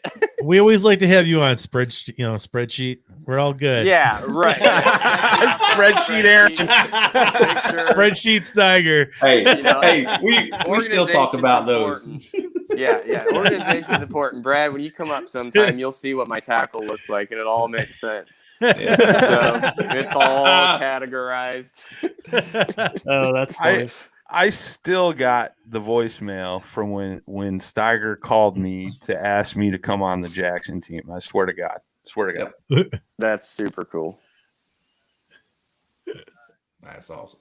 It won't play on the speaker, but I still got it. I still got it. Because you're all connected to Yeah, probably. Yeah. But it's pretty badass, man. Well, we appreciate you, man. Everything you do for us, and always coming on, and just all your knowledge, man. You are always a wealth of knowledge, which is awesome. I was just going to say, like, you talking about being relevant enough to be on this episode. Like, I don't know you that well, but knowing these guys and listening to the podcast for a long time, you and Mike McKinstry seem like you're just kind of part of the Paddle and Fin family. Like, I wasn't at all surprised to see these two names on this show. Yeah. So that. Well, I appreciate that. I mean, Mike's got a TV show though, so I'm. Let's just. But you got Drew, Yak Gadget, Pelican, Mike, and then you got the bottom of the barrel. Now, but I a couple more, that. couple more kids, dude. You'll have a TV show too. Oh my god, he's gonna be rivaling the Brady Bunch here pretty soon. Oh my gosh, holy crap! Meet the Stigers on PBS. Yeah, meet the Stigers. I told you, man. I told you. We saved the best for last, bro. We saved the best for last. So abstinence, guys. All right. So was there practice? I say not as I do. Yeah, right. Mike ended his with back shaving, all in mine with abstinence. Oh yeah. That's hilarious. Well, we appreciate you, brother, man. Have a good night. Right. Get back to the family. We will talk to you soon, and we'll see you in Ohio, man. Absolutely. Yep. Take care. Guys. Have a good one. Yes, sir. Congratulations. See you, buddy. See you, brother. See ya. All right, let's get all our hosts back in here. First off, we had a wardrobe change. Yeah, and we got a friend. Sean Lowry. Welcome to the show, my new guest. Yeah. Hey, man, that's one of the best bird dogs I've ever been behind, and I've only been behind one bird dog. So there you go. Hold on, you were behind two. You found one. Oh, that's right. That's right. True. And our newest host to the family, Mr. What's up, Chris? Chris Slifka. What's up, guys? Can you hear me? Yep. What's up, man? Yep. Yeah, I can't see you guys, but it's fine. That's right. We can see you. So there you go. There you go. That's good. So, man, we've been live for 2 hours and 45 minutes. My ears. What is? I think our record is 3 hours. I think, or it was somewhere around there. I don't remember, man. But I know at the beginning we kind of talked about like the evolution of the show and stuff, and we heard from Sean and Dustin and Brad Hicks and Brad Hurlboss. So let's start with Jimmy, man. Like your thoughts on the growth of Paddle and Fin and everything like that. Then we'll go to Dan, and then we'll go to the newest cowboy, Mr. Christopher Slifka. I always mess up his last name. Slifka. JP's in there too. It looks like at the bottom. Oh, JP is? Who's that? No, that's Jake. No, that's just Jake. Armando's That's just me. popping back in now. Armando. Let's get That's Armando just in Jay's here. poker cam. Geez, I didn't know you could get 9 people in this at one time. Yeah, maybe. He's got no camera. Now we do it. Brady Bunch. That's the best side of Armando right there too. I hope that he didn't accidentally click something and like video. No, he doesn't. I got it. Oh, there he is. There he Hey, is. welcome back, Armando. So let's start with Jimmy, then we'll go to Dan, then we'll go to Armando, then we'll go to Chris. Since we'll do Chris last because he's the newest, man. Just thoughts, reflections on Paddle and Fin and all that good stuff, man. Dude, it's been a fun. I've been on just more than a year now, and it's been crazy just to see where we've came in that year. You know, I'd listened to the show for a while and got to really see, hear, just the different hosts you had and how the guests were changing, and then in just the last year, the way we've changed things for the better. Everything seems to be taken very seriously, which for all of us misfits just seems kind of crazy that we're all like, it's like a networking business now. It's kind of weird, but I mean, just like having the sponsors that want to be a part of the show just kind of speaks for what we're doing. And, you know, you guys, Brian and Jay and all the guys that work kind of behind the scenes to keep this thing going. And like a lot of people may not realize like how big Paddle and Fin is getting, you know, with the shows every day. And we've got, I don't even know what y'all do with the shows from the other hosts that aren't daily, but I mean, we've always got content.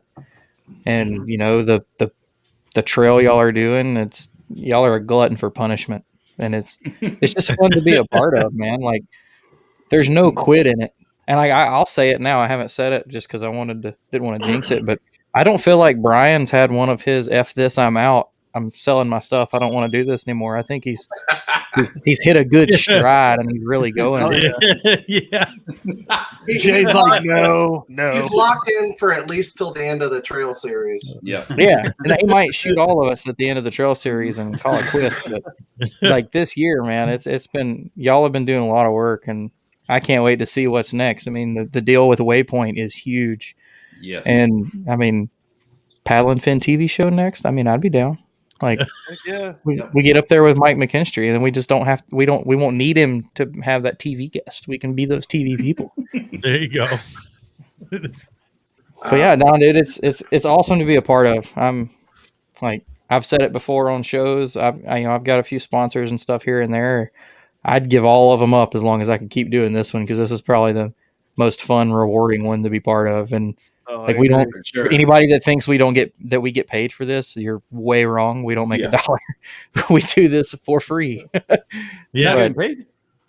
No. Yeah, y'all ain't getting paid. Brian J, I need to have talk to y'all after the show. When he comes back, let's get our pitchforks out and go after him. Yeah. But yeah, I just can't wait to see what's next. And I honestly, I can't even like give an idea of what might be next, because like when we got Pelican on as a brand, I was like, wow. Oh, I know. Really? And then not the kayak.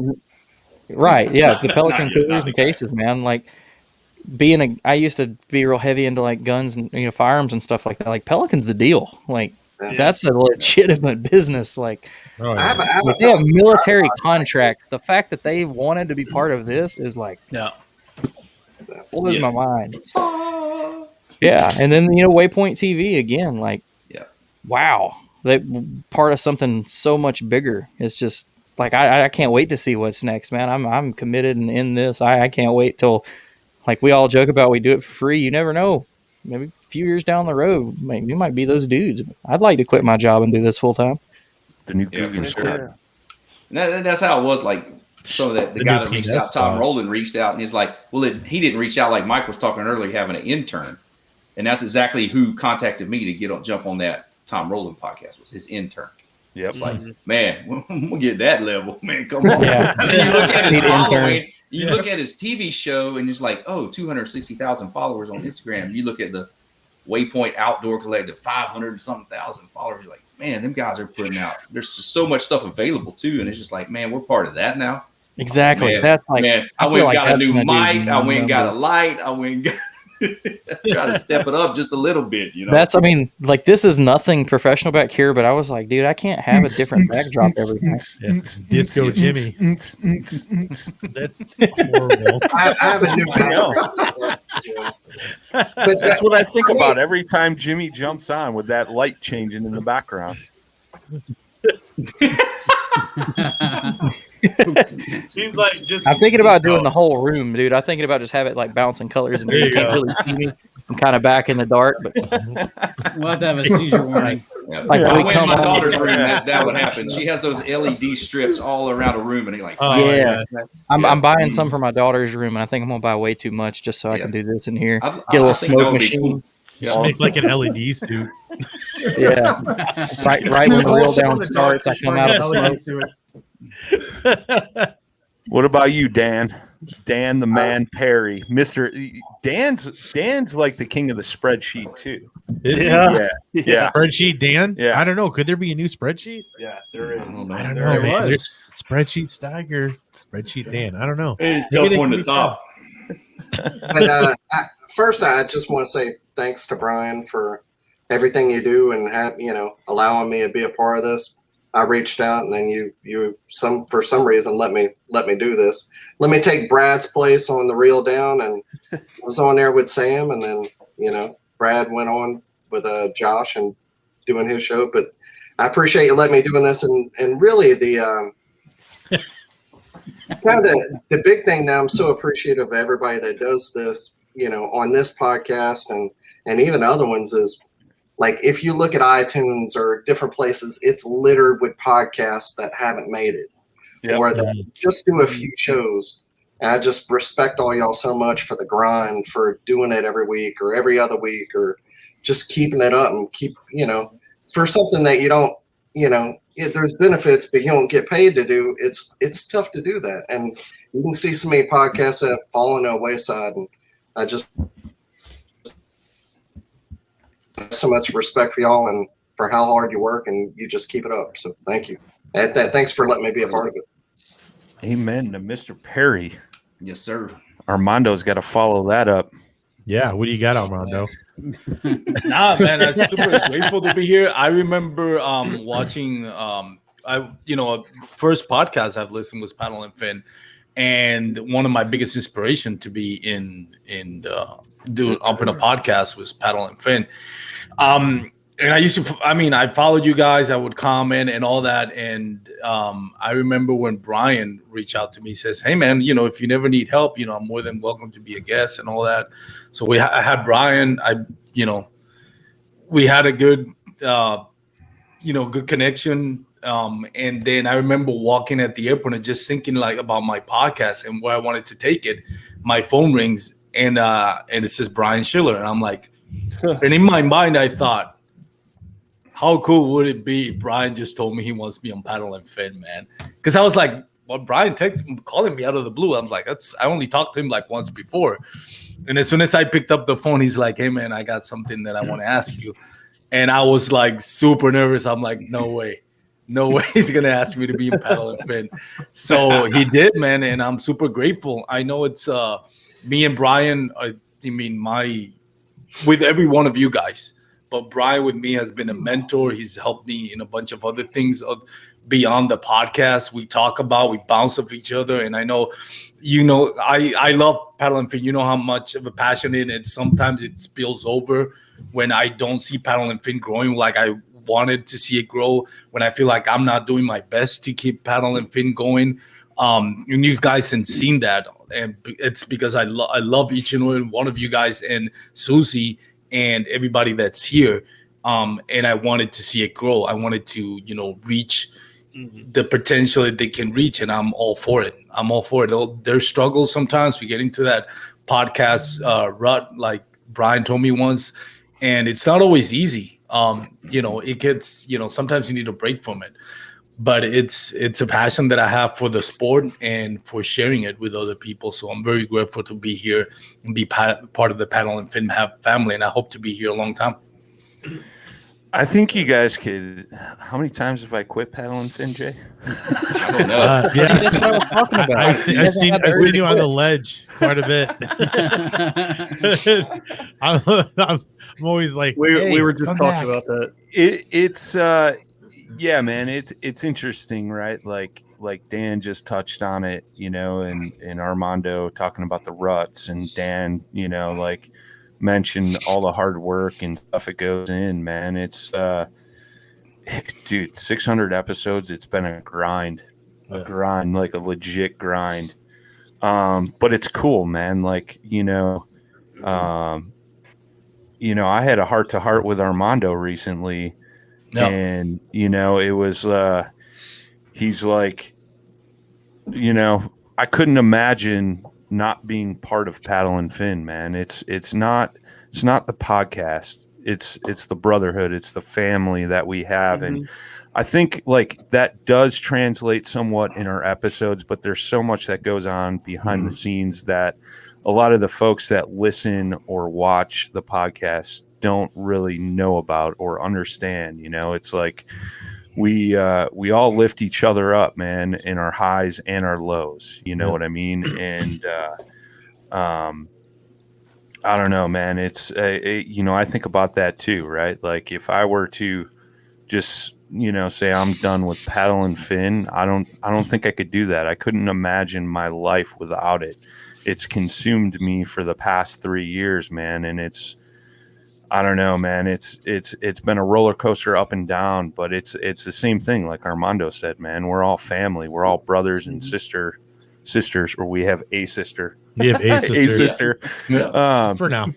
Dude, and it's pretty wild, man. But you know what gets me every time? It seems like every time I'm at that low point, and I don't know if you guys can relate to this, there's a comment, a message, something comes through, like one of the social media pages or the email, and it's like, hey, I just want to say thanks so much. I'm glad I found the podcast, or I just listened to this episode and it like helped me on the water. And like those moments are so touching to me, because like that's what Paddle and Fin was founded off of, was like just getting great info out there. And that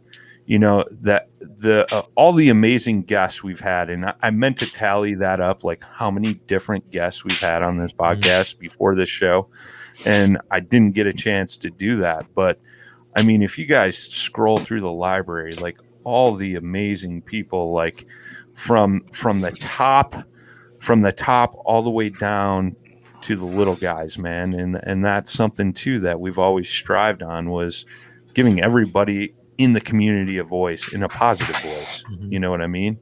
So I know this is kind of like a long rant. I'm not going to cry, I promise, but like, please cry. I appreciate all you guys and all the work you guys put into this, man. Like, it's unbelievable. Like I mentioned earlier, it's like sometimes we get, guests that cancel last minute. Everybody's got lives, right? And like, no matter what, we all overcome it, and we find somebody else, or one of the other hosts will be like, yo bro, I can cover, let me jump on with you, or something like that. We all like to talk, man. We're all in.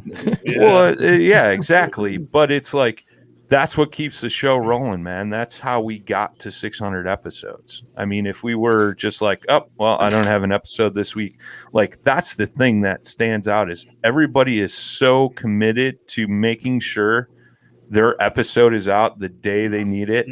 Even if it's like they're recording the night before. Like there's nights where I've stayed up till like midnight, 1 o'clock in the morning, or got up at 4 a.m. to upload an episode, so that way it got out when it should. And it's well, it happens. Fault on that. You know who you are. Yeah, you know who you are. You sons He of used that as bitches. like a positive talk, was also silently stabbing somebody. Like, I hate you. No. But see, that's the thing. Like, we're all so committed, dude, and it's pretty incredible, man. When you sit back and think about it and look at it, man, and it's for what? For the common good of the kayak fishing world. Yeah. You know what I mean? But before we get into Chris, though, this is the guy, dude. Shut up. We're going to Chris. I'm telling you right now, this is the guy. He works so hard. So Chris, he won't. He always does this. He works. Chris, you have no idea how hard he works, dude. Jay, don't kiss his butt too much on live, man. I don't need to, man. I don't need to. No. I mean, no. Seriously though, I think Brian will walk away from it, but this is the guy right here. And he can't quit ever, because we wouldn't let him. Like there's a reason why we all call him Daddy. Apparently, there's only one person allowed to call me Big Daddy. That's John Rapp. John Rapp's the only one allowed to call me Big Daddy. Oh, that's funny. Give me another one. All right, Chris, newbie. You're the true noob to the family. He's the FNG. Yeah. FNG. Look at that. He's even got a paddle and fin check there behind him. He was like, I gotta Absolutely. Yeah, definitely. So thoughts, man? So far, so good. I appreciate the offer. I'm only one episode in, but yeah, so far so good. Definitely need upgrades on my stuff, but I mean, I appreciate everything you've done so far and helping me out and walking me through everything, and then especially being on the new podcast and then being able to be on the noob show. Definitely appreciate everything. Sorry about that. Yeah. You're welcome, man. You're sorry. It's an initiation process. It'll You'll get have better. to do it. Sean's all right. Sean's all right. That's the other guy. I don't know about that other host, man. Mr. Jim Beam. Don't drink it. No Jim Beam honey. No, Jim Beam honey. No. Yeah, we should have Brian, got I a love you, recording. We should have got a recording of JL Folks' Jim Beam and Honey song that he kind of improvised down there at Dale Hollow. Topping the charts. Yeah, that's a good one. But no, it's cool, man. It's there's already I haven't even told you this, but shout out to Chris Yonk, another Ohio native. He sent me a personal message, and let me see if I can find it. But it was basically he loved the new segment, and he said, "Yo, listening to the new mindset segment, this is really, really cool. Such a big part of fishing. Can't wait to see where it goes. I appreciate all you and the guys do for the community. PNF has made me a better fisherman for sure." That's the messages I'm talking about that we get all the time, man. I never get those messages. Y'all have better food. I think we get them. We get them. I just don't tell you about it. Dude, how many Like people the one ask for on- your spreadsheet, man? That Yeah. Oh, yeah, dude. That thing. Yeah, We I still always- get messages about that damn spreadsheet. bag comments. Like I had some dude call me some dude called me a bag on live TV. Brian got on there and took it. Hey, nothing. If you live that way, hey, nothing wrong with that. But it just wasn't appropriate to me because that's not how I live. And then, Brian immediately blocked and deleted the guy. And later he's like, "Hey, man, you know what that dude called you?" That's stuff I get. Jeez. I always get messages from people saying, "You make me spend way too much money." We're like, where can I get that banana suit? Dude, that's why I can't. I wish I could still listen to everybody's stuff. I can't listen to Brad's show anymore because I always go buy something. I was helping you do the show, and I've still got notes from the shows we did where I'm writing down products. And I went and bought them. I can't do that anymore. Me too. One before I got into paddle and fin, my most listened episode was with Dan Perry, he was a special guest, talking about fishing deep ledges. Still, I go back to see what episode's been the most listened to, and it's Dan Perry's. That's the one that's gotten the most listened to. That was a good shout out episode, to Dan. man. Yeah, it was. Someone just said today. It got me. I've said this story. It got me my personal best. That day, I one of the few times that I listened to my own podcast, I was driving to Ray Roberts practicing for a tournament, and I was like, you know what? It's hot. It's gonna be 100 degrees. Let me target deep ledges. And I started listening to the podcast on my way there. I ended up catching what's now my personal best, which was 22 and a quarter on just targeting deep ledges. So there you go. I'm hoping that I get some of that juju Sunday. Me and Dan are going to go. He's going to teach me that offshoreness. I don't do spreadsheets or anything, so I wanted the in-person guiding. I'm gonna teach him some offshore ledge fishing. I want to come. Dude, I'll tell you, like he Right? just It gave won't me help. advice over the. He gave me some advice over the phone, like piece of information like this much. I used it on a spot I had on Pickwick and was smashing fish all day. So I was like, okay, I need to make. We got to do the Dan Perry guide service on Pickwick and see how that works. little tutor program. Bass and Obie are both coming to Pickwick, and that's my favorite lake. I'm excited. Let's go. Watch out for DP. Brad, I'd take you serious if you'd leave Ohio and come hang out with us. Huh? Brad doesn't leave the river. I don't even know what We created a trail series event that had moving water in every single event, so Brad Hicks would come. How many events has he fished? Oh, 0. 0? I don't even know what. Are you state surprised, outside of though? Ohio? Ohio against the world. Come Saturday, I will put you on Fish on Pickwick. Come Saturday. That's one of the things that I would like to do. I don't know if it's going to be possible, but to get to fish with everyone. Or in Brad's Hollyboss case, maybe hunting. But we meet each one of you in person. I fish with Brad's Dustin. like, I fish too, bro. I just caught some smallmouth. I want to do hunting though. I want to learn how to do some hunting. All right, I'm cool with that. But I got to fish with Dustin. I found out why they call him Doo-Doo. we got to the round. He told me be here at 6 a.m. We got at 6 a.m. They didn't open the park until 7, so we're hanging out cold. I think it was like fall, and all of a sudden Doo-Doo disappears, and I'm like, where the heck is Doo-Doo go? And I hear something rattling the bushes, like Doo-Doo was doing a doo-doo. And Doo-Doo come back and it's like, don't go to that area. Just had to go over there. I'm like, oh, hey, that's why they call you. We were way away from like some convenience stores and stuff. We were at a little state park lake that wasn't quite open yet. Yep. I'll tell you that I have to be honest with you. After you left Doo-Doo, that breakfast burritos that you got us, I was in the middle of the lake and I was like, man, that Doo-Doo vibe is coming up, and I had to find a cove and just hope that nobody would come to that area. And I was just like, I'm just gonna squat here in the water and fish because how breakfast burrito that you got. We gotta have a Doo-Doo. Hey, that was good too.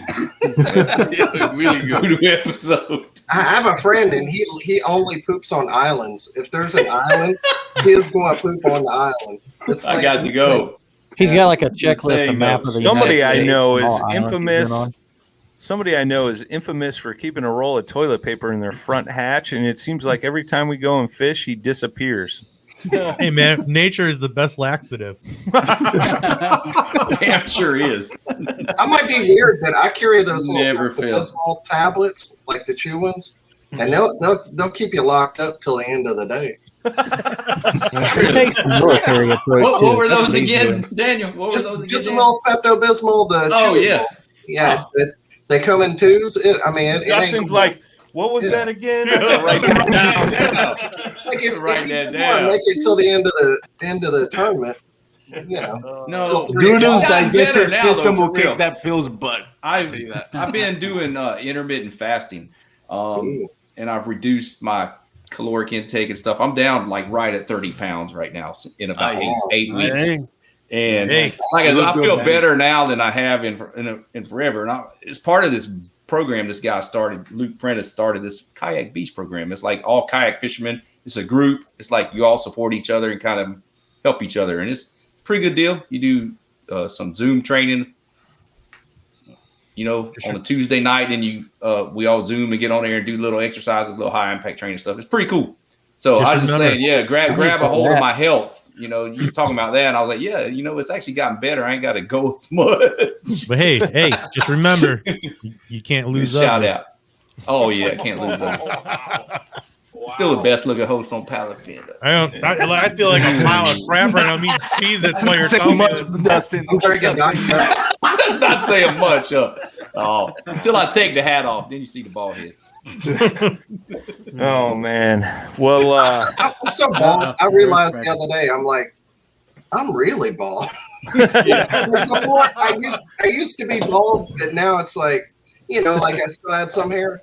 And the other day I shaved my head, and I was like, damn, I don't even have to shave that area anymore. Yeah. Sorry. Oh, Brad. Run for the hills. Yep. But yeah, it's crazy, how all of us had kind of come together with this podcast and everything. So I turned 50 in December. So we're all going to Texas to party. Yeah, we're planning on a pretty good party with a band and some stuff. Dusty Doo-Doo. Nice. We're trying to work on that right now, but yeah. Oh, there goes somebody else beeping. But yeah, man, this is the family vibe of this with all the hosts. Like we came together at Dale Hollow last year and had a good time, and I'm really hoping we can get a meetup, this year. Definitely. And get something in. Man. Yeah, for sure. Yeah, all of you come to Texas. Get it down for Gunnersville. I'm gonna have to go kick my contact in the ass though. Yeah, We're trying. Kick her. Brad Hicks, final thoughts. Oh God, I love you guys. We love you too, brother. Oh, virtual. Look at I that. thought he was gonna say, "I don't care." I thought so too. They all love Never leave Ohio. I don't know. Yeah, that's it. Brian Polaro in the comments says, I can see a future Pepto commercial of a guy on a kayak. Hey, they just have to be Dan. Like, Where do you get the urge to go when you're dude so- wipes? Yeah. Like, where's dude wipes? Yeah, somebody- Dude wipes. Call us. Yeah, somebody Yeah, tells call me us. this. Hey, because Sam's has them they got to sell them by the box for like $15 for like 8 packs of them. It's like way cheaper than buying individuals at like Academy or something. So there's your pro tip of the day from There the you go. Doodoo Master.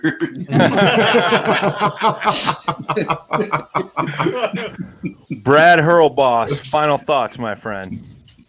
It's been a crazy ride, and I can't wait to see where it all goes. I mean, it's the crew, everyone, the family. I mean, it's a great group of guys, and it's pretty amazing. Heck yeah, man. Heck yeah. Mr. Sean Lavery. I love all you Sean guys, Lavery. especially my co-host Ryan. I know he takes it on the chin quite a bit, but you're all He you're all takes great it a lot guys, more on and, the chin, man. He punch him asked right for into it. that. but seriously though, I can't say enough about the group of guys we have. You truly are like my second family. So love you guys, and I hope to be with you for a long, long time. So Yeah, brother. We're not breaking up with you, Sean. Yeah, Oh, not yeah. thank you. Maybe Ryan. It's definitely you, not us.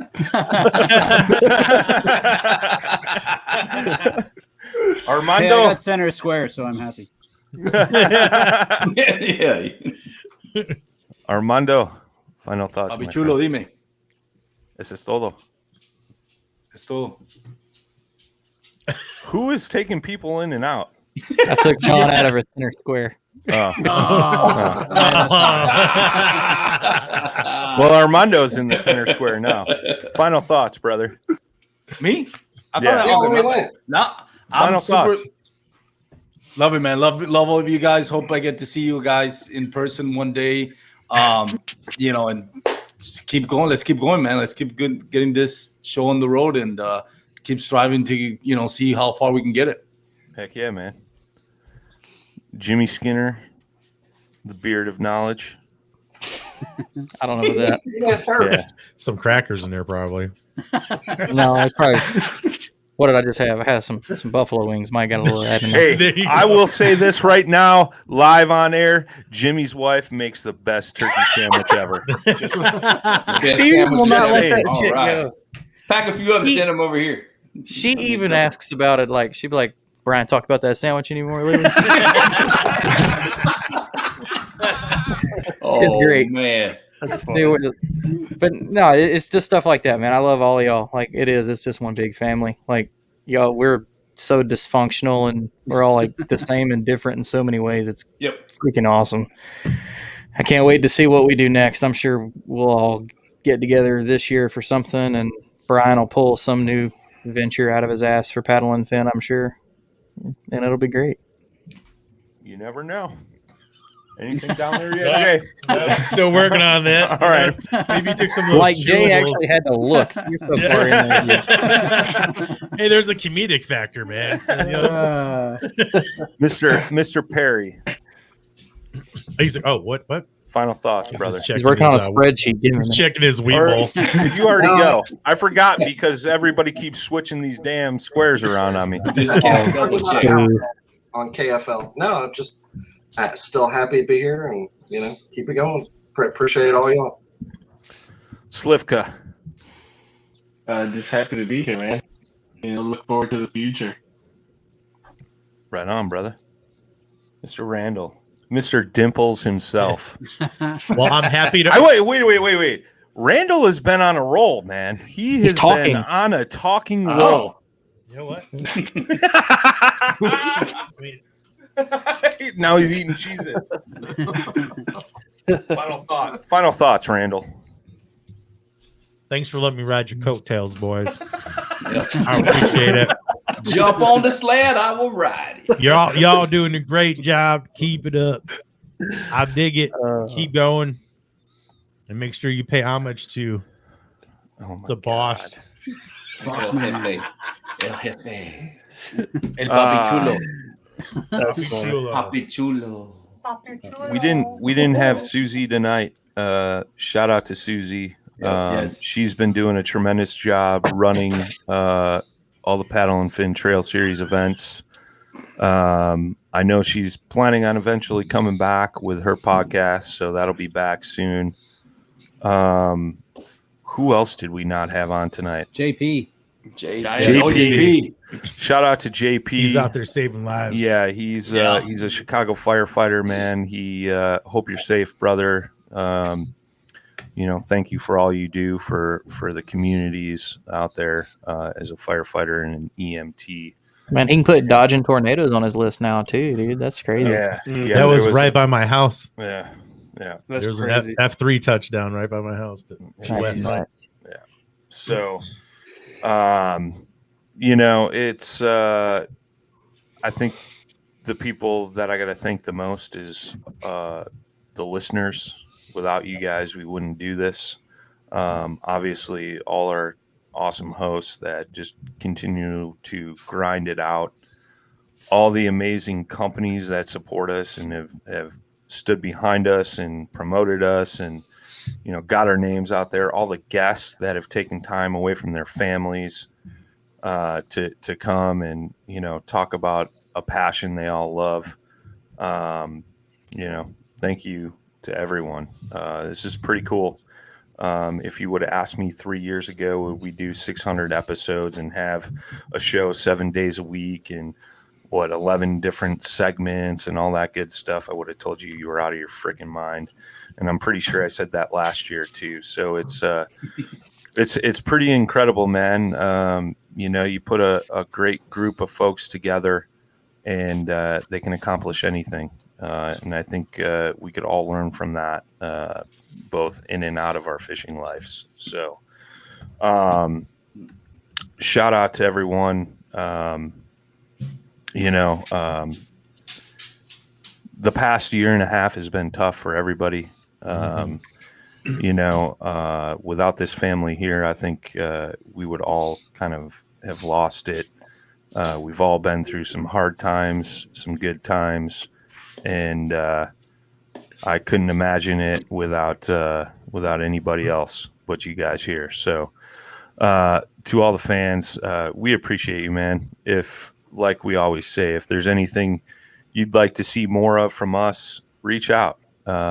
Thank you, everybody, for that continues to send the messages, the comments, tuning into the live streams, the podcasts, watching on YouTube, Facebook, Waypoint TV. I mean, it's super huge. So I think this is a record podcast. 3 hours and 20 minutes. We did it. So, take that, Joe Rogan. Can any one person sit through the whole thing though? Yeah. In one shot. There has been some folks in this chat that I'm pretty sure have been here since we started tonight. So, shout out to you guys. Thank you guys. Shout out to all the giveaway winners from today's show. Those of you that missed out, sorry, bros. We tried telling you. So, I think that's it, boys and girls. Anybody else got anything else? Nope. The silence is golden. Nope. Just shaking heads. So for the podcast community, just a bunch of heads shaking. No. Yeah. The silence. 3 hours and 20 minutes. We're all done. We're like, no. That's yeah. My ears are aching on these things. Well, earphones. Yeah. I guess with that being said, Sean, why don't you drop your guys' closing line, then Dan Perry, and then I'll wrap it up. All right, guys. Thanks for listening to the Bass Fishing for Noobs segment and to the Paddle and Fin podcast as we celebrate our 600th episode, where we bring you the techniques, the tricks, and the tips to help you rip more lips. Damn. Wear your PFDs. That's what I always do. As always, boys and girls, tight lines, smooth paddling. Peace. You.